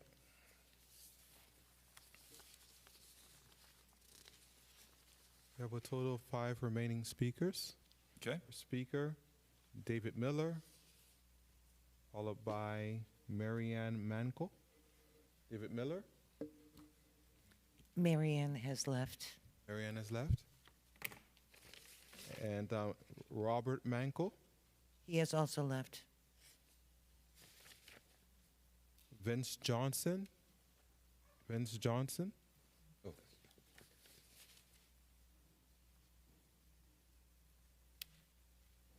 Good evening. Just name and address to the record. Good evening, Vince Johnson, 311 Northwest 9th Avenue. I just wanted to come up before the mayor, the commissioners, and thank you, as well as Beverly Perkins, for helping the Alpha Kappa Psi sorority raise funds for their educational foundation. On Sunday, our beloved Beverly Perkins was honored by their group. The commission was a sponsor to the event, and it was a really, really nice green gala, and I was very proud to be in attendance, so thank you for that. In addition to that, I would like to also thank the City of Pompano Beach and the Cordish Group for what they've done as far as doing things with the community benefit that is out there in the community. I was able to attend an event in your district, Commissioner Smith, and it was a great event, and they've done a lot with our community-based organizations in making sure that everybody receives something equally.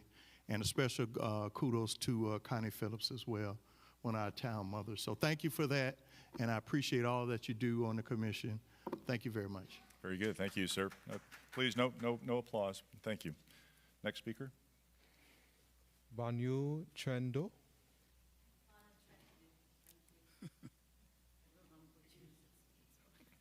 Hello.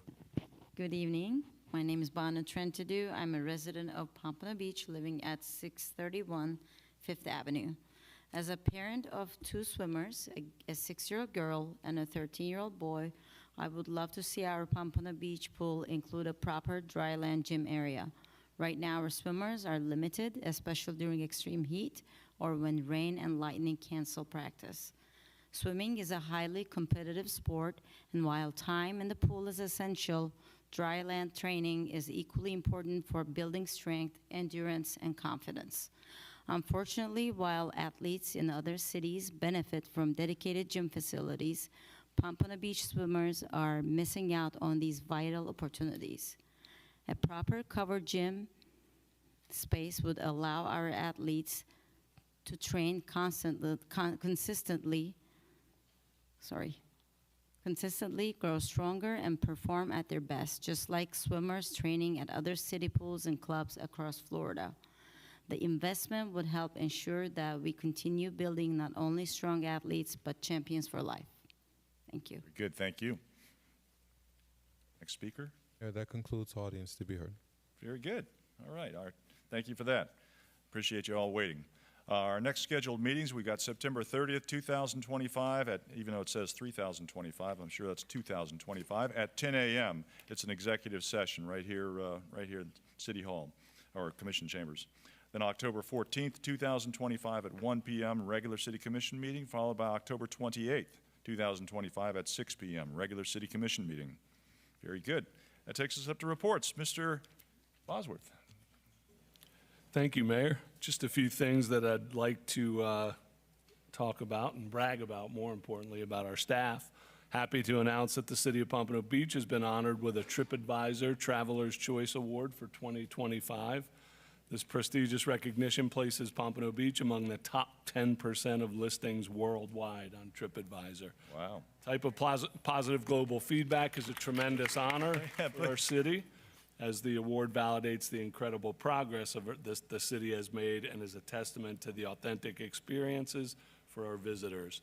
So special thanks to Sandra King, Rita, and her whole crew, and the entire crew that feeds into our tourism and makes it so valuable. So Sandra and your crew, thank you. Great job. Appreciate it. Absolutely, yes. Secondly, the Florida Festivals and Events Association is a statewide organization, more than 700 members representing roughly 5,500 events. Each year, this organization's sensational awards recognize excellence across 20-plus categories, everything from printed materials and promotional videos to event guides, community outreach, and multi-agency collaborations. judged by professionals in graphic design, social media, photography, public relations, event programming, and advertising. Pleased to report that the close collaboration of Parks and Rec and again our marketing department, we earned 10 sensational awards this year. These honors, Nice, okay. these honors reflect the strength of our event programming, communications, and community engagement. Again, thanks to the staff, Mr. Moore, his staff, the Strategic Communications Department, everyone who contributed to this success. Very cool. Great job. You didn't bring them all up, right? Or do you have them? Okay. Very nice. Congratulations. Great job. Yes, thank you all. All right. Now you get to take them all home. Yeah, I need a wheelbarrow. And then just a couple things, Mayor, on the police study. We have identified and confirmed a couple dates for the first community outreach for the study. One in-person event will be Thursday, October 9th, 6 to 9 p.m., and that'll be at the Emma Lou Olson Civic Center. The second in-person event will be Saturday, October 11th at Mitchell Moore Rec Center. It'll be 10 a.m. to 1 p.m. And then we'll have two virtual meetings, Monday, October 13th, 6 to 8 p.m., and Wednesday, October 15th, 6 to 8 p.m. And I will get the official flyers and collateral out on that probably tomorrow, share it with you, and then we'll start disseminating through our normal channels. And as promised last week when we had the consultant in, he'll be reaching out to the commissioners for one-on-one discussions, and then we'll start scheduling focus groups as well with various civic associations throughout the city. Okay. And that's it. That's it. Very good stuff. Okay. I have a question. Commissioner The Seegerson? first meeting was at the Emmalou on the 9th of October, and the second meeting is October 11th, and where was that? Mitchell Moore. Okay. The rec center at Mitchell Moore. Thank you. Very good. Thank you for that. Appreciate it. City Attorney. Mayor, although Mr. Berman is not here this evening in observance of Rosh Hashanah, I'm pretty sure he would wish you all a Happy New Year, and there are no further reports. Very good. Thank you, Mr. Saunders. Appreciate it. City Clerk, Mr. Alfred. Just want to alert all the commissioners and mayor, vice mayor, that there's some updates that are going to be released for the iPads, which will begin at midnight. So when you get up in the morning and if you find that the machine is not responding the way it's supposed to, just let me know. But we're working where we don't want no longer collecting the devices, just having it done remotely. So please bring it to my attention if for some reason the system is not responding or reacting the way it's supposed to. This concludes my report. We'll keep our fingers crossed. Thank you. Mine's updating right now, actually, Kervin. So Really? it's a good thing the meeting's going to end. Should have waited till midnight. Okay. Let me know before the end of the meeting if something happens. Okay. Okay, so just take them home and hope for the best, right? Yes. If anything doesn't work, we call you. Yes. Okay, very good. City Commission, Commissioner Perkins. Thank you, Mayor. I have two announcements. The first one is the Financial Health Chase Money Skills for tomorrow. It's going to take place at the EPAT Larkin Center, and this will be presented by Chase Bank. The time is 6 o'clock to 7 o'clock tomorrow. So Chase Bank will be present, and what you will learn is what credit is and why it matters, how to read your credit score and reports, tips for building credit responsibility, protecting your credit, and repairing your credit. So this is a very interesting event to attend tomorrow. I want to encourage all the residents to really try to come out to EPAT Larkins between 6 and 7 tomorrow. I know it's a short notice, but we're going to try to get as many people as we can there. We know how important our credit score is. Secondly, I wanted to mention to you Candace Witherspoon. She will present a small business development series.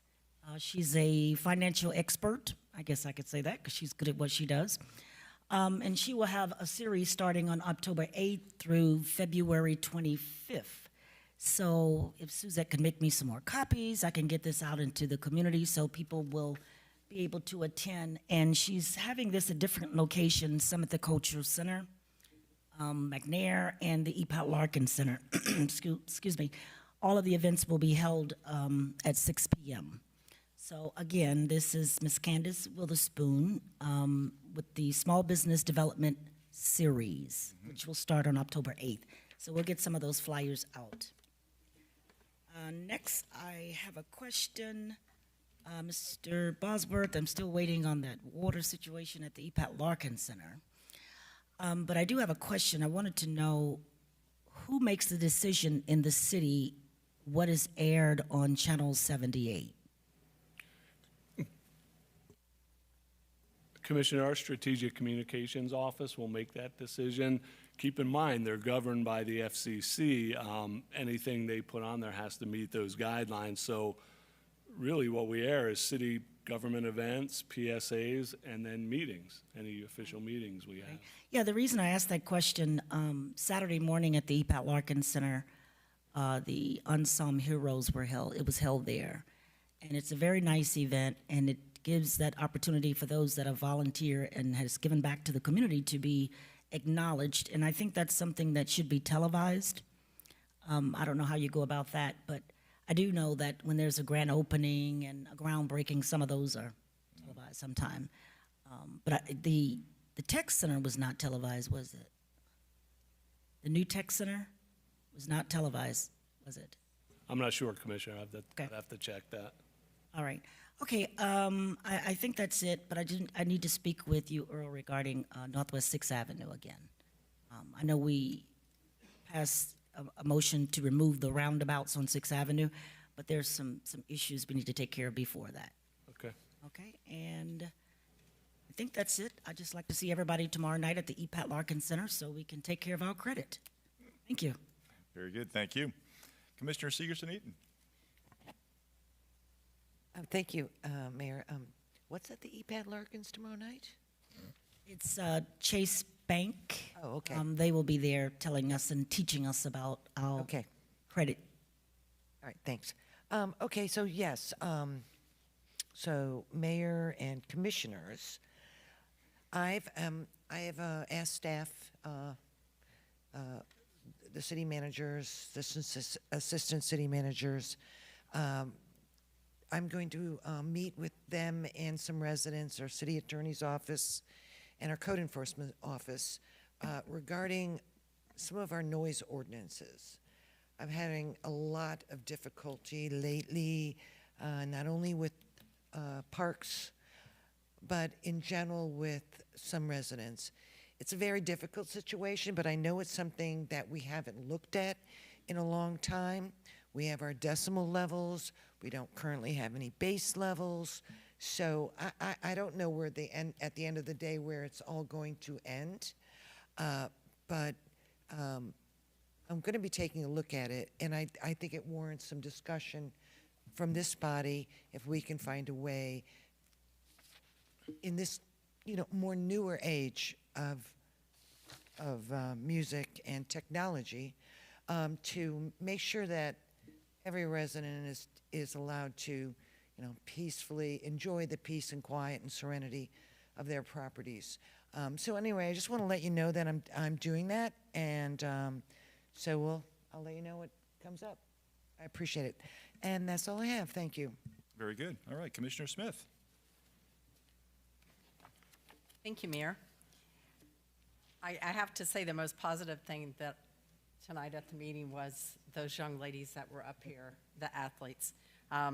Miss Lee, Miss McDowell, Miss Phoebe, Miss Smith, Miss Perry, and Miss DeRose. That's our future. And every one of those young ladies is from Collier City, District 5. Just got to point that out. We're competing with District 4's athletes, so they're coming. Watch out. Come on now, we get athletes from all districts. I also agree with Fred Stacer wanting to bring back the volunteer luncheon, and Vice Mayor mentioned that too. I think it's a great way for community to become deeper in community and get to know each other, because a lot of people serve on advisory boards and on our athletics fields, and we don't know each other. So I totally support bringing that back. I do as well, Mayor.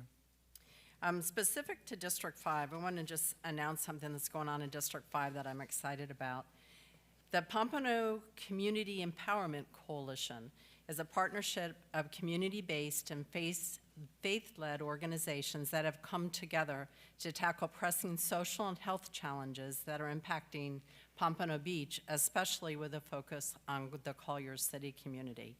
The group that's come together is Mount Pisgah Missionary Baptist Church, St. James Worship Center, Brown's Temple, Traveling Light Community Outreach, Choices Network Systems, and Brown Community Development Center that's working side by side with LifeNet for Families, Genesis Community Health, and Deerfield Beach Community Cares. I think this is just a great representation of what we can do as community to come together to solve our problems of community, and I'm excited that they have come together and are focusing on Collier City, but I'm sure their outreach will be into all of Pompano Beach.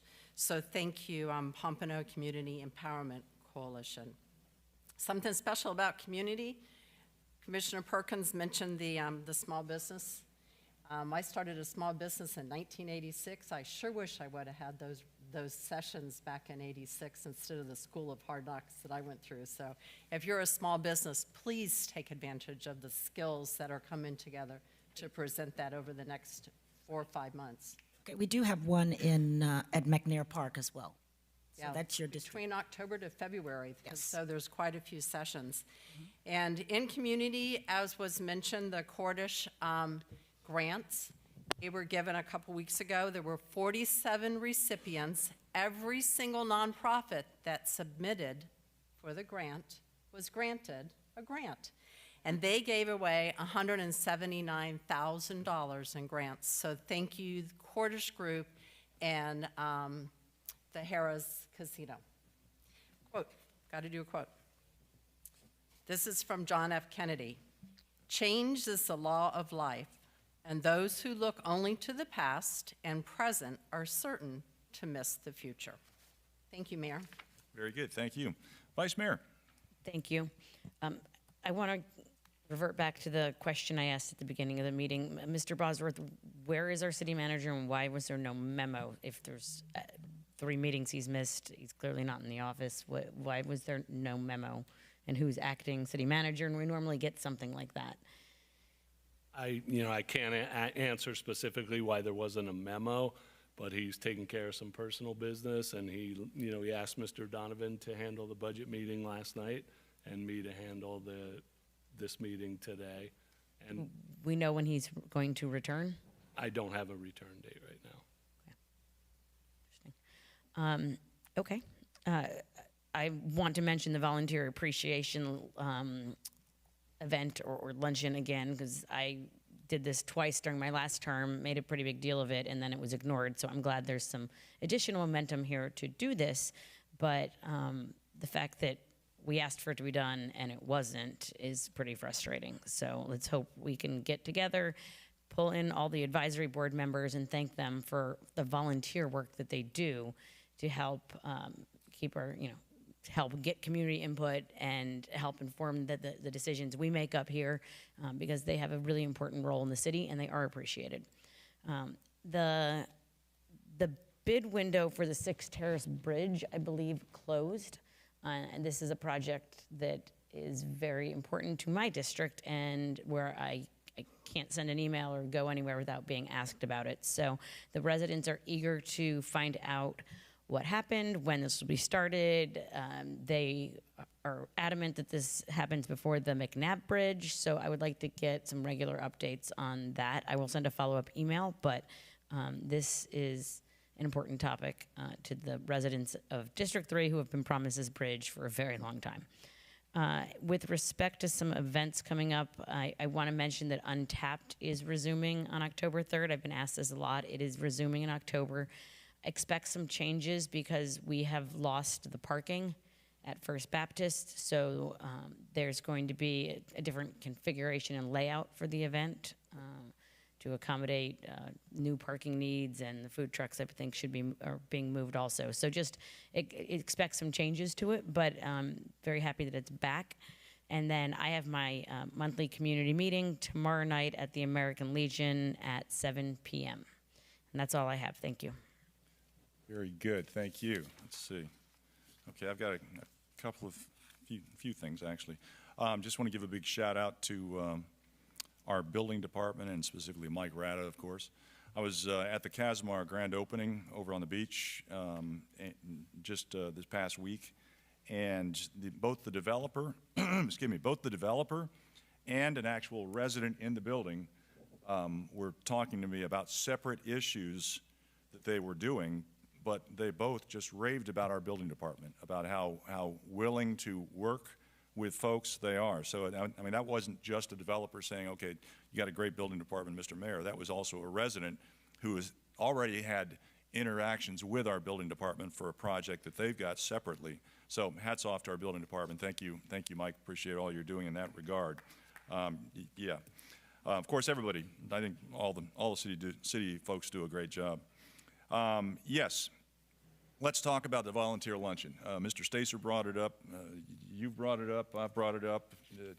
Commissioner Spitz brought it up. Commissioner Segerson-Eaton. I think Commissioner Perkins has probably brought it up before also. So let's just go ahead and make a motion. I make a motion that we direct the city manager to reinstitute the volunteer luncheon. I'm sure there's no opposition to it. Second. So moved and seconded. We got a lot of seconds. Do we need any discussion on this? We did this before. I'm going to look it up, but Well, regardless, let's move forward from here. Any discussion on motion? Seeing none, let's go ahead. All in favor say aye. Aye. Aye. Opposed? Great, okay, that takes care of volunteer luncheon. And thank you, Mr. Stacer, for bringing it up. That's great. Also, I think, let's see, maybe, no, I guess maybe not. I don't know. I'm not sure if you all got the email or not, but I know that Mark Berman was talking about it last evening. Thank you to Mark Berman for the street art fight that he's been performing on our behalf with the FDOT about the graphics that are out on the street in front of us. I know Bill Savarese, he did some of them. The kids from Morelands Academy did some of them. It looks like and also, so we've got the crosswalks, we've got the street art, then we have the drain art around the storm drain. So it looks like Mr. Berman was successful in getting at least able to keep the drain art. The street art looks like it's going to go the way of all flesh unless we pursue further action, which Mr. Berman can brief us when he gets back, our next meeting on that. But at least, hats off to him. He was successful to a certain extent. So I just wanted to put that out there, and thank you, Mr. Berman. Appreciate that. Another issue that has been discussed up here recently is the fact that we seem to be in a deadlock position sometimes, which most times we're not. I mean, most stuff is actually unanimous up here. But from time to time, we are deadlocked on issues. And this is something I brought up before, I think probably towards the first of the year or the end of last year, is that we have the ability as a city commission to, just by ordinance, change the number of districts in the city of Pompano Beach. We have flexibility, which is already in our charter, from 5 to 7 districts, city commission districts. And I would propose that we direct staff to go ahead and bring back an ordinance to create an additional city commission district and get some input with some consultant to look at the city overall and figure out how the districts could be set up and things like that to start the process of creating another city commission seat, so there won't be a deadlock situation. There's only two ways to accomplish not a deadlock situation. It's either get rid of a district or add a district. And if we added a district, there might turn out we'd actually have an additional minority district. I don't know that, but that's, without looking at numbers, which I'm not a districting expert, we'd have to hire somebody who is qualified to do that because it's governed by state law, of course.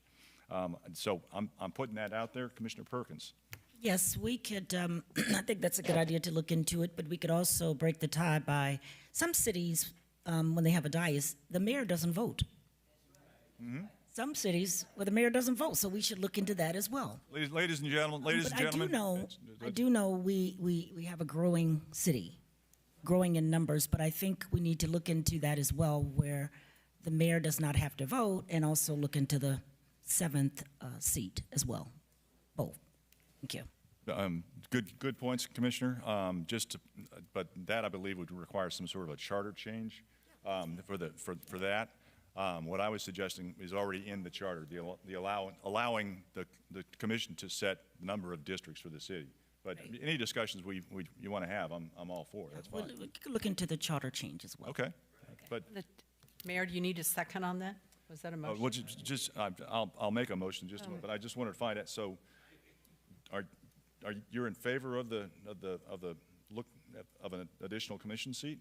Yes, Okay. I'm in favor of looking into both, not so Okay. much one or the other, but Sure. depend on what is brought back to us that we can kind of look at and weigh the situation better that way. Okay. So, okay, I'm just trying to figure out how to word a motion. That's all. Okay. Terrific.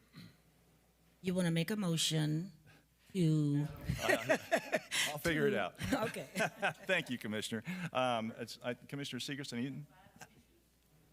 Yeah, well, when you change the charter, it has to go to a referendum before the entire city. So, and then, so that's one thing. By our charter, we can change it, which can happen in the next, and someone could be elected in the November. Well, I guess it'd be quite some time, or unless we held a special election for that person. But I would be in favor of looking into it. We're a big city. We are 24 square miles. And one of the things that Major Elwood pointed out to me is that the Pomp is growing. We're adding more residents. We're growing within our city.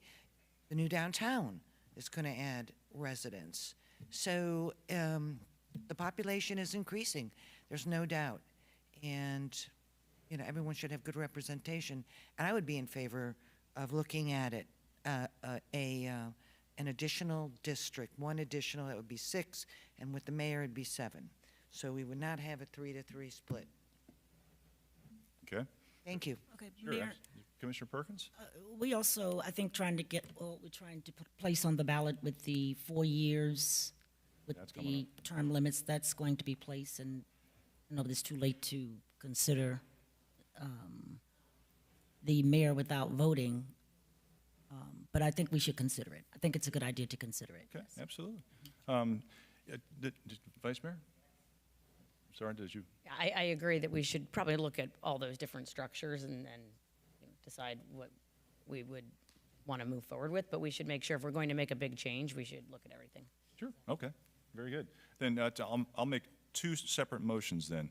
I would make a motion that we direct city attorney's office to bring forward I don't know if it's an ordinance, I don't know what it is, to increase the number of city commission districts in the city.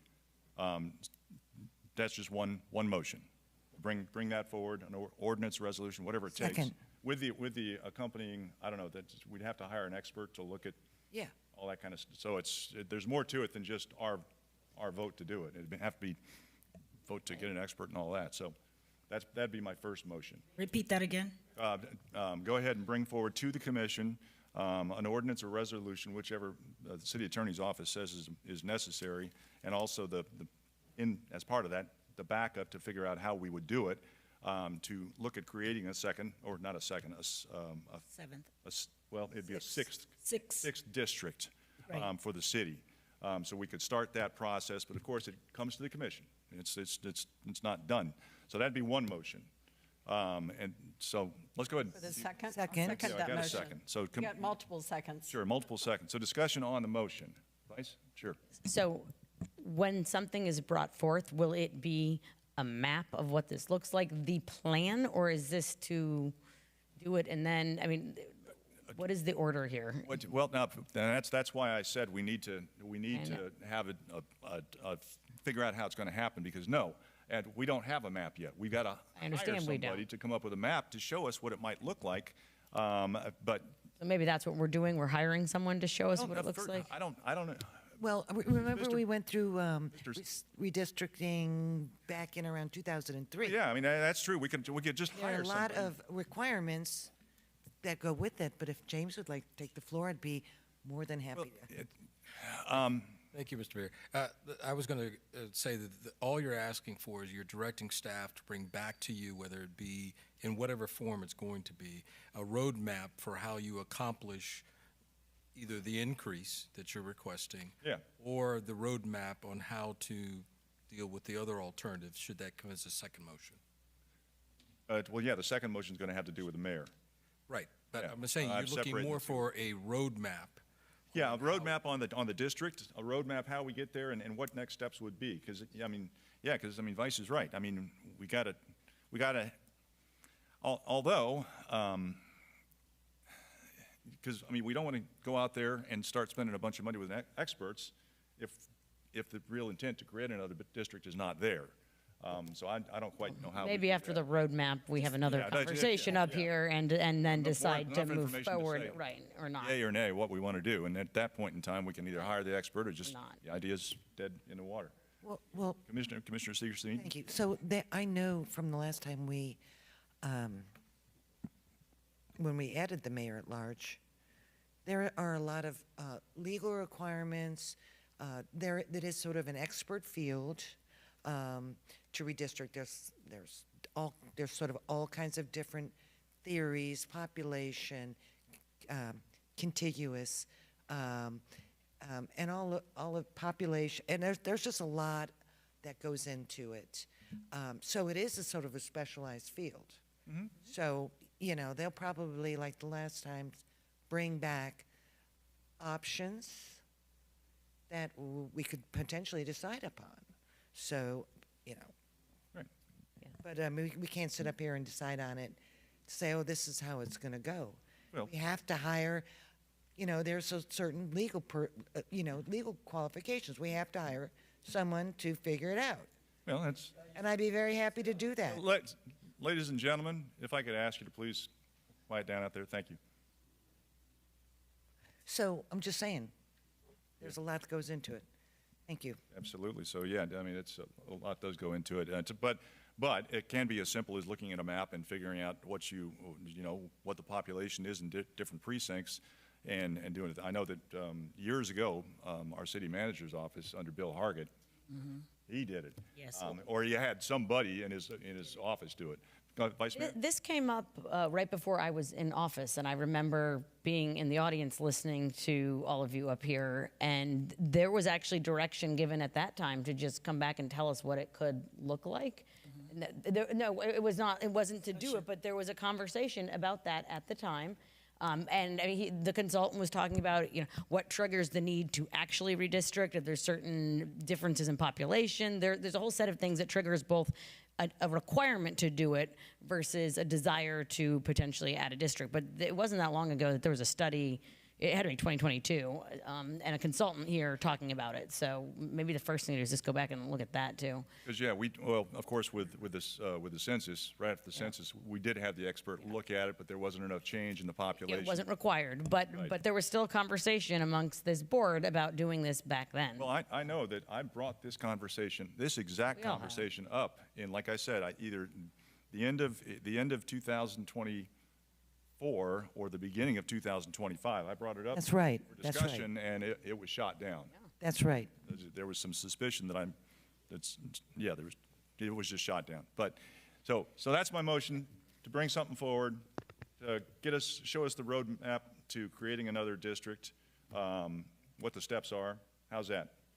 Clear enough? You got it? Okay. Any further discussion on this motion? Seeing? Yeah. No. Very good. Let's go ahead and call the roll on that one.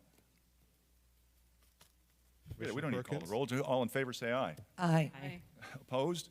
Motion carries unanimous. There. Okay. Now, second motion is go ahead, also direct the city attorney's office to come back and show us the roadmap to changing the mayor at large position from its current voting. I mean, because I vote in everything, to a non-voting member of the commission. Right. Let's look at that. Sir, I'm going to ask you. I'm asking you twice now. Let's not go down this road. There's a third time, sir. Let's not go down this road, please. Please. Thank you. Appreciate it. So yes, to look at the mayor at large as being a non-voting member of the commission. So bring that back too. That's a motion. Seconded. Moved and seconded. Discussion on that motion?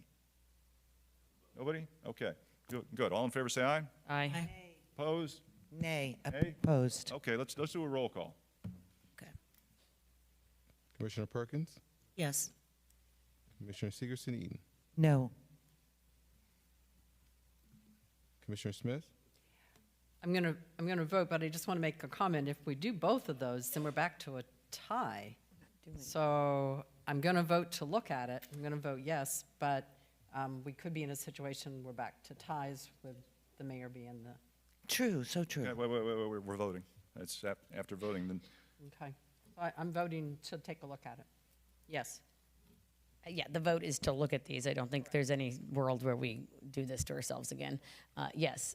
Okay, yeah, I'll vote yes also. And just to make a comment on Commissioner Smith, your thought there, I believe one of the triggers for a vote from the mayor would probably be a tie. I mean, it could be set up that way, so there would not ever be a tie again. Just another way of looking at it. Mayor? Yes, Commissioner. Yes, Sigerson. Yeah. Never mind. Okay. Okay. Ladies and gentlemen, please, we're close to the end. Okay, last item I have. It's a big one. It really is. I'll be honest with you. And let's see. Can you pass one of these down to Commissioner Sigerson? There's one for you. Can you pass one of these down to Commissioner Smith and keep one for yourself? This has to do with our employees and what's been happening lately on social media via one of our elected officials.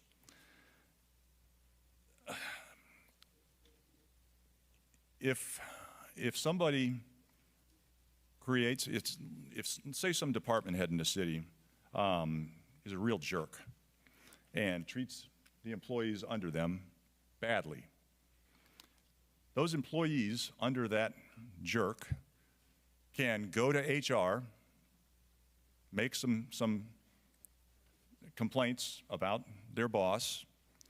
HR looks at it, makes a determination, what's going on, interviews people, and takes action if necessary. If it turns out the person really isn't a jerk, then maybe no action necessary. So that's normally what happens if people feel that they are being threatened, mistreated by their boss. In the city of Pompano Beach, we are elected officials, and we've got our charter. We live by our charter, and there's only two ways really to get rid of a city commissioner once he or her is elected. Well, there's three ways. One, of course, is vote them out at the next election.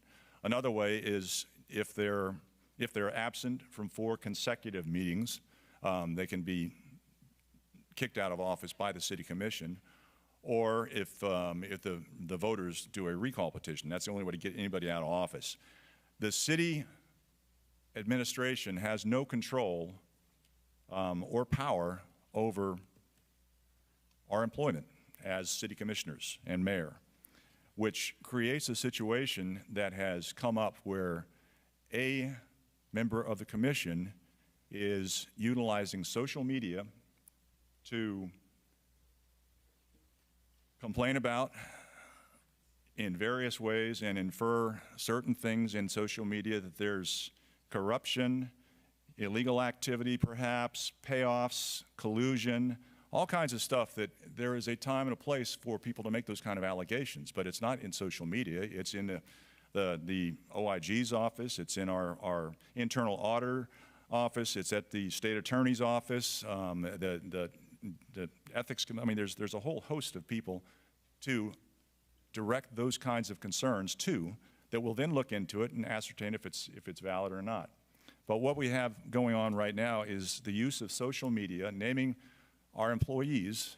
I say our employees, even though we don't employ the employees. That's the city manager. So, in fact, we are forbidden from getting involved in employee matters at all. But we've got social media is being used to infer certain things about our employees, and is creating honestly, what our employees believe is a hostile work environment. They feel threatened. They feel put at risk by some of the social media posts that are going out there for various reasons, as far as naming the names of employees, which of course it's public record. Yeah, you can turn around and say that, but for somebody to make allegations on social media is a bit further than just posting a list of names of city employees. And yes, we got a situation where a number of employees feel threatened by these actions, and so they've really got nowhere to go. They've spoken with HR, and HR has explained to them, well, we can't protect you because the city has no authority to do anything to us. So these city employees are left with, well, you can go hire a lawyer to sue the city, and that's really what it comes down to. And that just, that's a big ask of employees who are doing their job, and for the city to have no option except to, well, tell them to go basically hire your own attorney, because we can't help you. And it's for that reason, and this particular member of the commission has been warned in writing previously about the use of social media and the actions that are being taken place about our employees. And,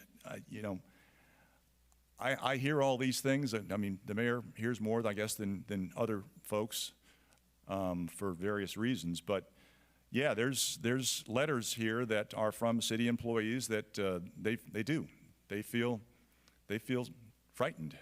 And I know that there's been some actions taken where people have lost opportunities for other employment options because of things on social media from this particular commissioner.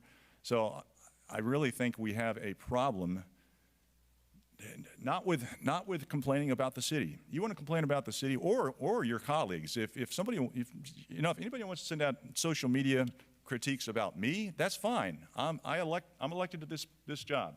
I ran for this job. I knew what it entailed when I put myself out there in the public. But when we've got people who are doing their jobs, come to work every day thinking that, well, okay, I'm working for the city, and then have social media posts put out there about supposed things that they're involved in, it's just not right. And we should not allow our city employees to be dealt with that way. And it's for that reason I'm going to ask that we put an item on our next agenda. That's just, yeah, I'm not doing, I think it should be on a regular agenda, open for discussion, comment, all that kind of stuff, because it's important stuff that we have to air out. But I'm asking for, and I'll make the motion, that we put an item on our next City Commission agenda asking for the censure of City Commissioner Audrey Fessick, based upon what she's been doing on social media. So that's my motion. Second. Discussion on the motion. Yes, Mayor. Commissioner Perkins. There are a lot of different ways you can look at this situation, and I think what we have a tendency to do on this dais is show favoritism. I think there's a lot of back and forward in the social media. I'm just really not into it. There's a lot of back and forward with it. I don't think we need to go to this extent, whereas she has been sent a letter, because I think if there was a relationship with our city manager, maybe there could have been some conversation there. Obviously, there's a reason she's doing what she's doing, or is she telling the truth and it hurts? So with that, Ladies and gentlemen. and this has a lot to do with the person being secure or insecure, because I've had people to do podcasts about me, talk about me on the news media, talk about me in social. I mean, I'm just not insecure, and a lot of it is not true, so it doesn't bother me. So some of it is true, some of it is not true. But I'm not going to waste my time attacking somebody on social media going back and forward, because that's not what I do. If you have an issue with me, you call me or talk to me before meeting or after meeting or whatever, and we resolve it or fight it out or whatever. But I think the targeting on this dais needs to stop. I think we're lacking communication is the reason we're having these problems. So I sit here and I listen to Commissioner Fezzik and I listen to the Vice Mayor, and I even listen to myself. And of course, you all know that we've been hammering for a while because we want attention, we want accountability, we want to be treated as everybody else on the dais, and it hasn't happened. But what I don't want us to start doing again is singling people out based on what they've done, because if I had to do this, I could single out a lot of people myself, but I don't choose to do that. I mean, it's petty. So I just think that we need to give, if this is offending people, I mean, I can give you a list of things that was written about me, and even I can probably show you videos of it. But of course, we have staff who's sensitive, and sometimes I'm reading on social media and I see staff punching back too and saying things they shouldn't say. You know, so it goes both ways, and I just think that before we get to this point and make any decisions on this dais, city attorney, the city manager, sit down and speak with her again. But it shouldn't go this far as to putting all this together and teaming up on an elected official. I don't care who it is sitting up on this dais. Anybody, that goes for everybody sitting up here on this dais. I mean, we don't have to go to this extent. I don't care for a lot of things that happen up here on this dais, but I have to respect a commissioner that was elected, whether I like it or not, because the people made their choice. So, but just to go after one individual for social media, I don't, you know. Like I said, I consider myself old school, so if you have a problem with me, I'm not going to go back and forward. But there's a lot of stuff printed about me on social media that people that are associated and work for the city or the CRA, and so be it. So, I mean, it depends on whether I want to blow it out of proportion or just let it slide by, and I choose to let it slide. It's not a big of a deal, you know, but I don't see the legal part of this. I really don't. But I understand people are sensitive. Everybody's not like me. They're pretty insecure, where if you say she did this and you get offended, that's just not me. But some people are, and I get it.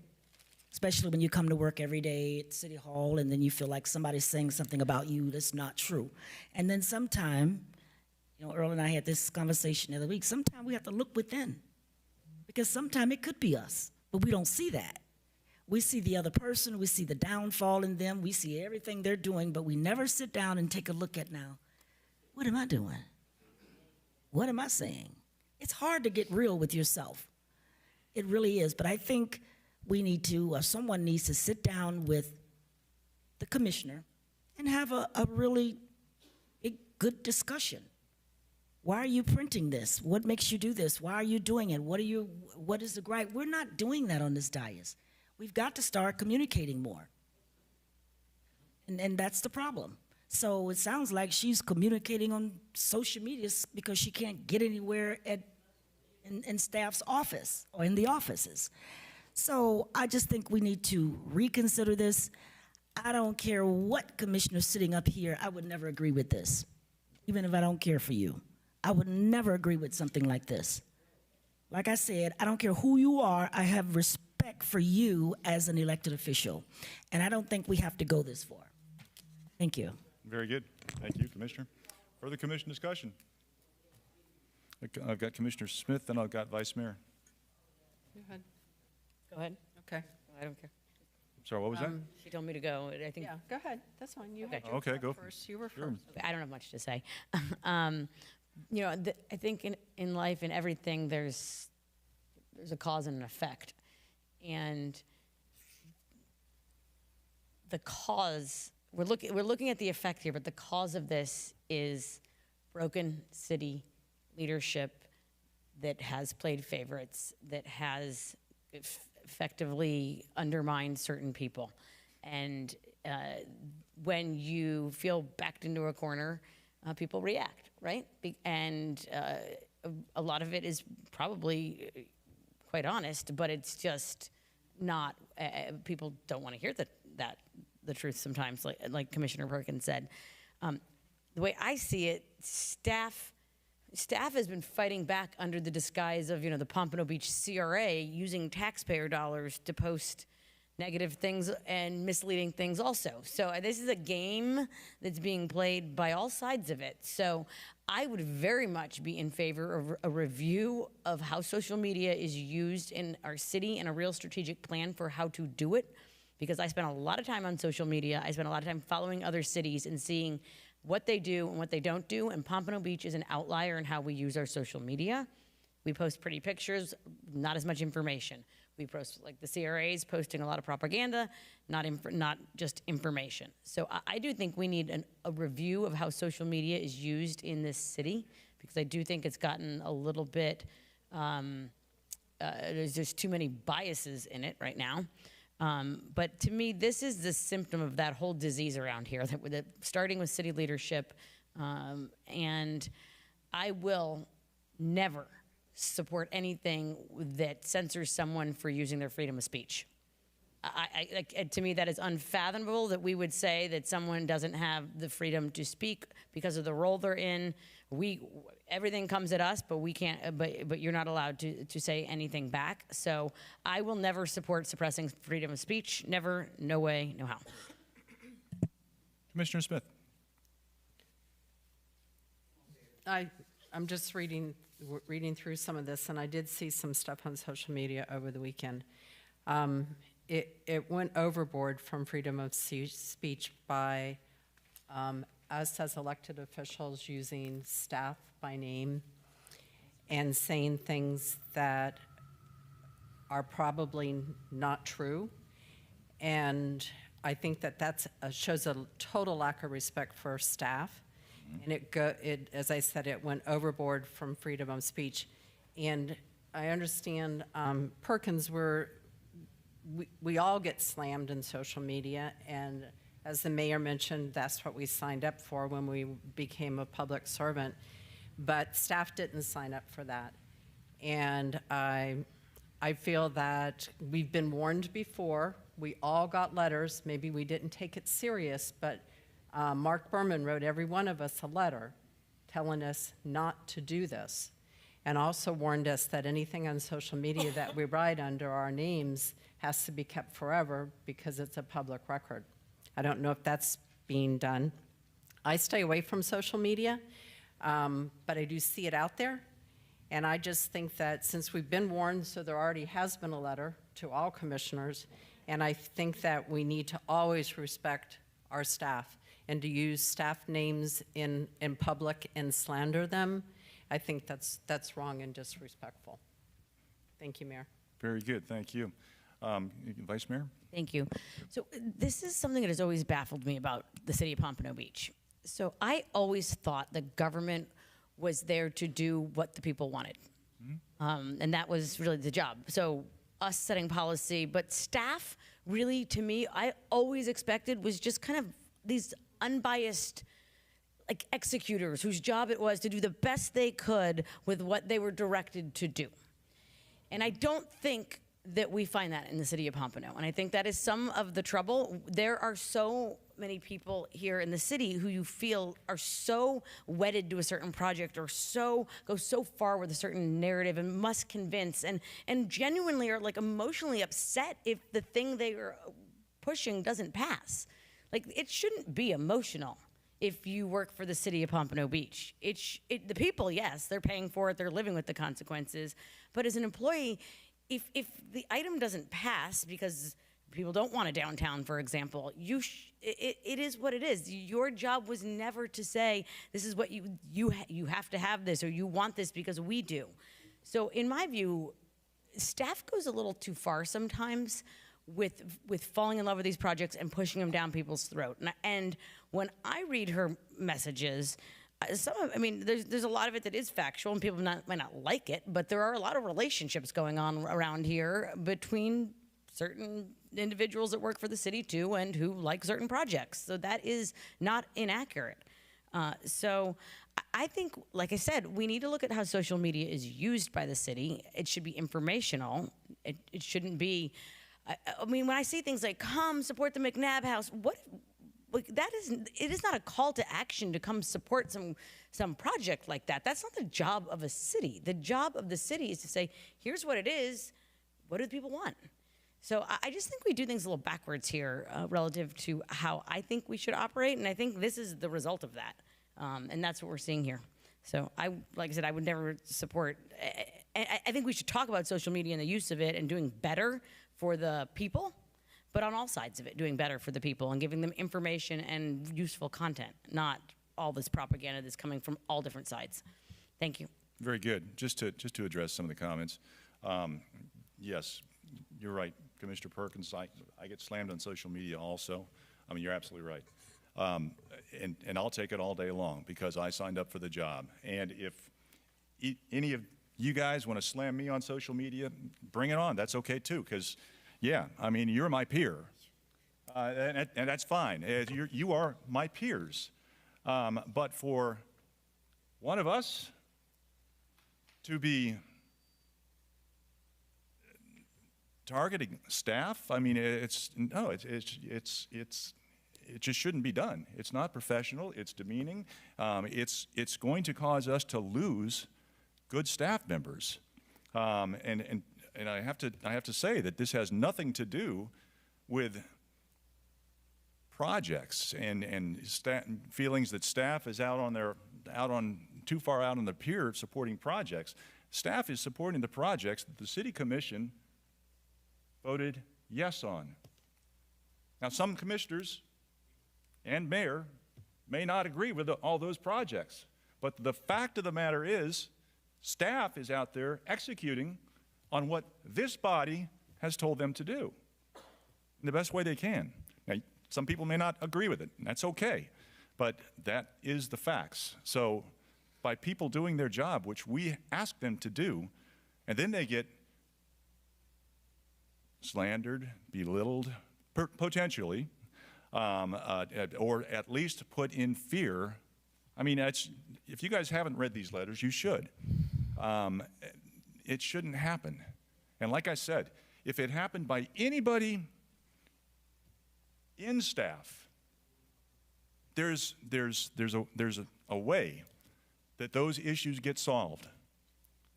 But it doesn't get solved from this body. So it's an imbalance of power, which normally there's checks and balances that cover that. But in this situation, there is not. Without somebody going out and hiring their own attorney, which, I mean, I'm sorry, you know, people working paycheck to paycheck, they don't necessarily have money to go out and hire an attorney.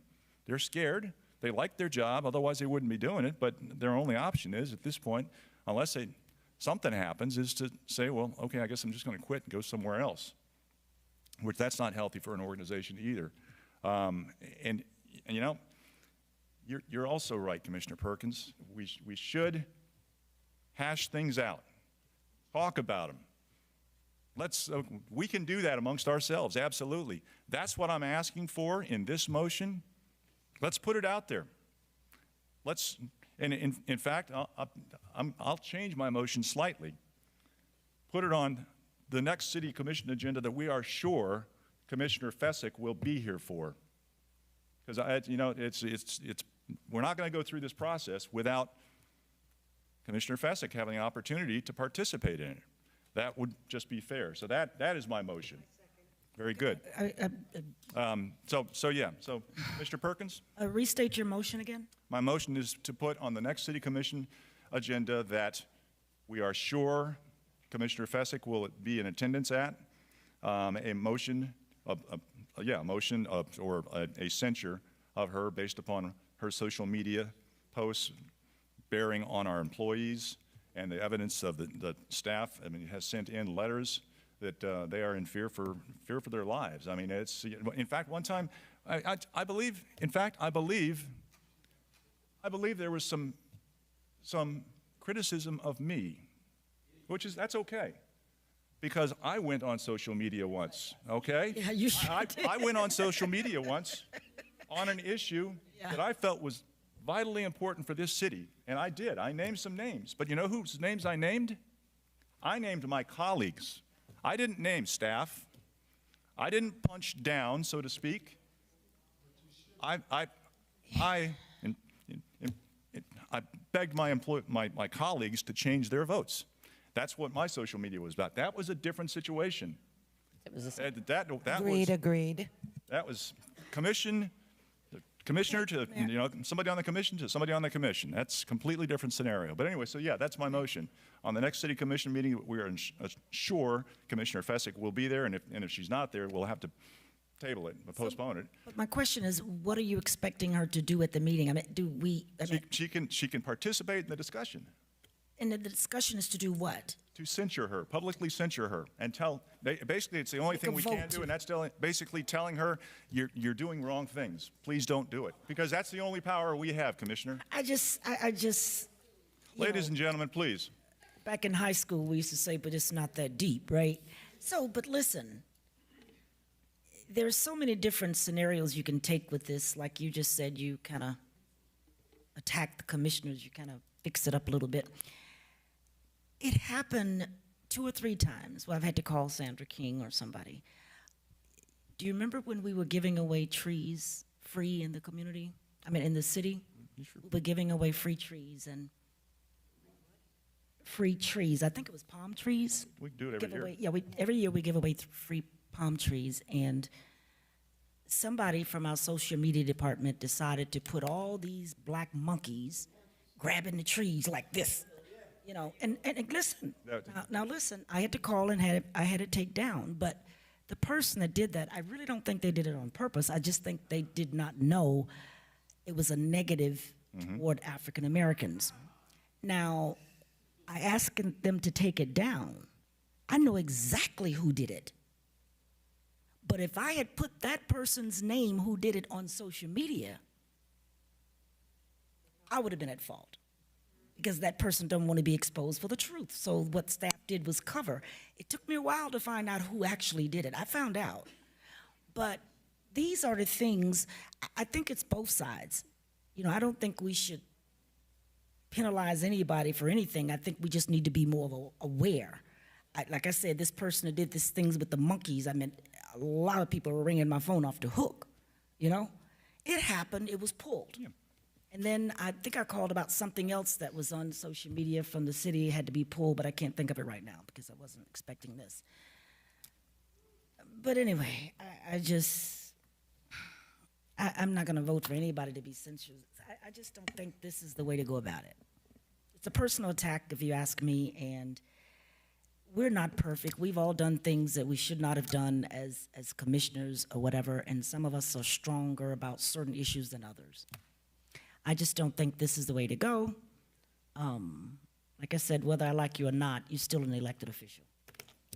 I just feel like I'm in that club. I'm an elected official club or something. I don't know. But no, this is not the way to go about it. I think if our city manager was here, I would request that he would sit down with her and have another talk. Perhaps she can do that with you, Earl, or the other assistant city managers. It just doesn't have to go this far.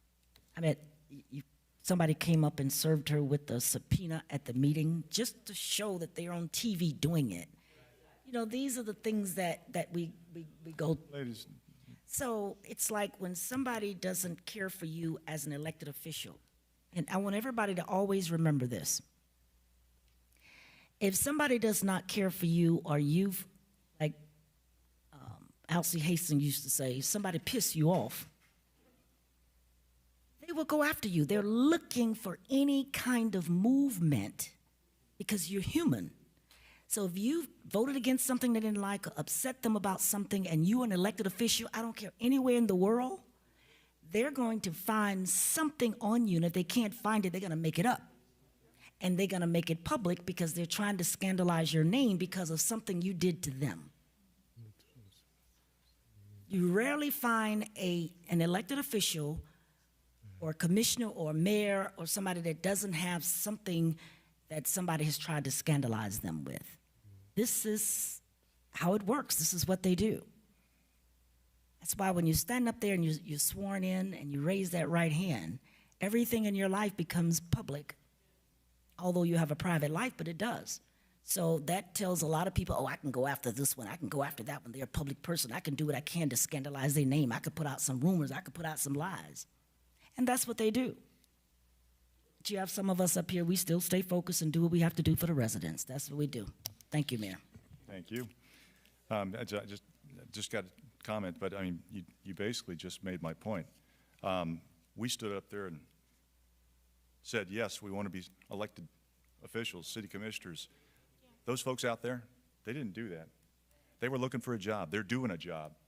They didn't raise their hand and say, I'm signing up to get beat up. Have things told about me on social media that infer that I'm crooked or on the take or doing illegal stuff. So, and I'm not doing this because it's fun. I'm not doing this because I have anything against Commissioner Fessick. I'm doing this because of the employees for the city of Pompano Beach, and that's really it. There is no other avenue for the employees. I mean, they have. I mean, you know, Mr. Harrison, he can't fire anybody. He can't do anything to us. Mr. Saunders, he can't do anything to us.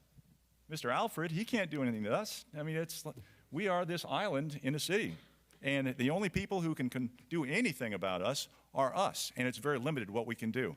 And like I said, we can talk about this and hash it out, and hopefully people will, in my mind, come to their senses and not take things out on our employees. If anybody has a problem with a project, with a decision of a city commissioner or a mayor, bring it on.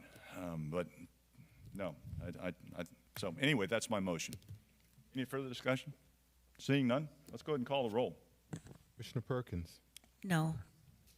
Commissioner Segerson Eaton. Yes. Commissioner Smith. Yes. Vice Mayor Fournier. No. Mayor Harden. Yes. Very good. That's the end of my report.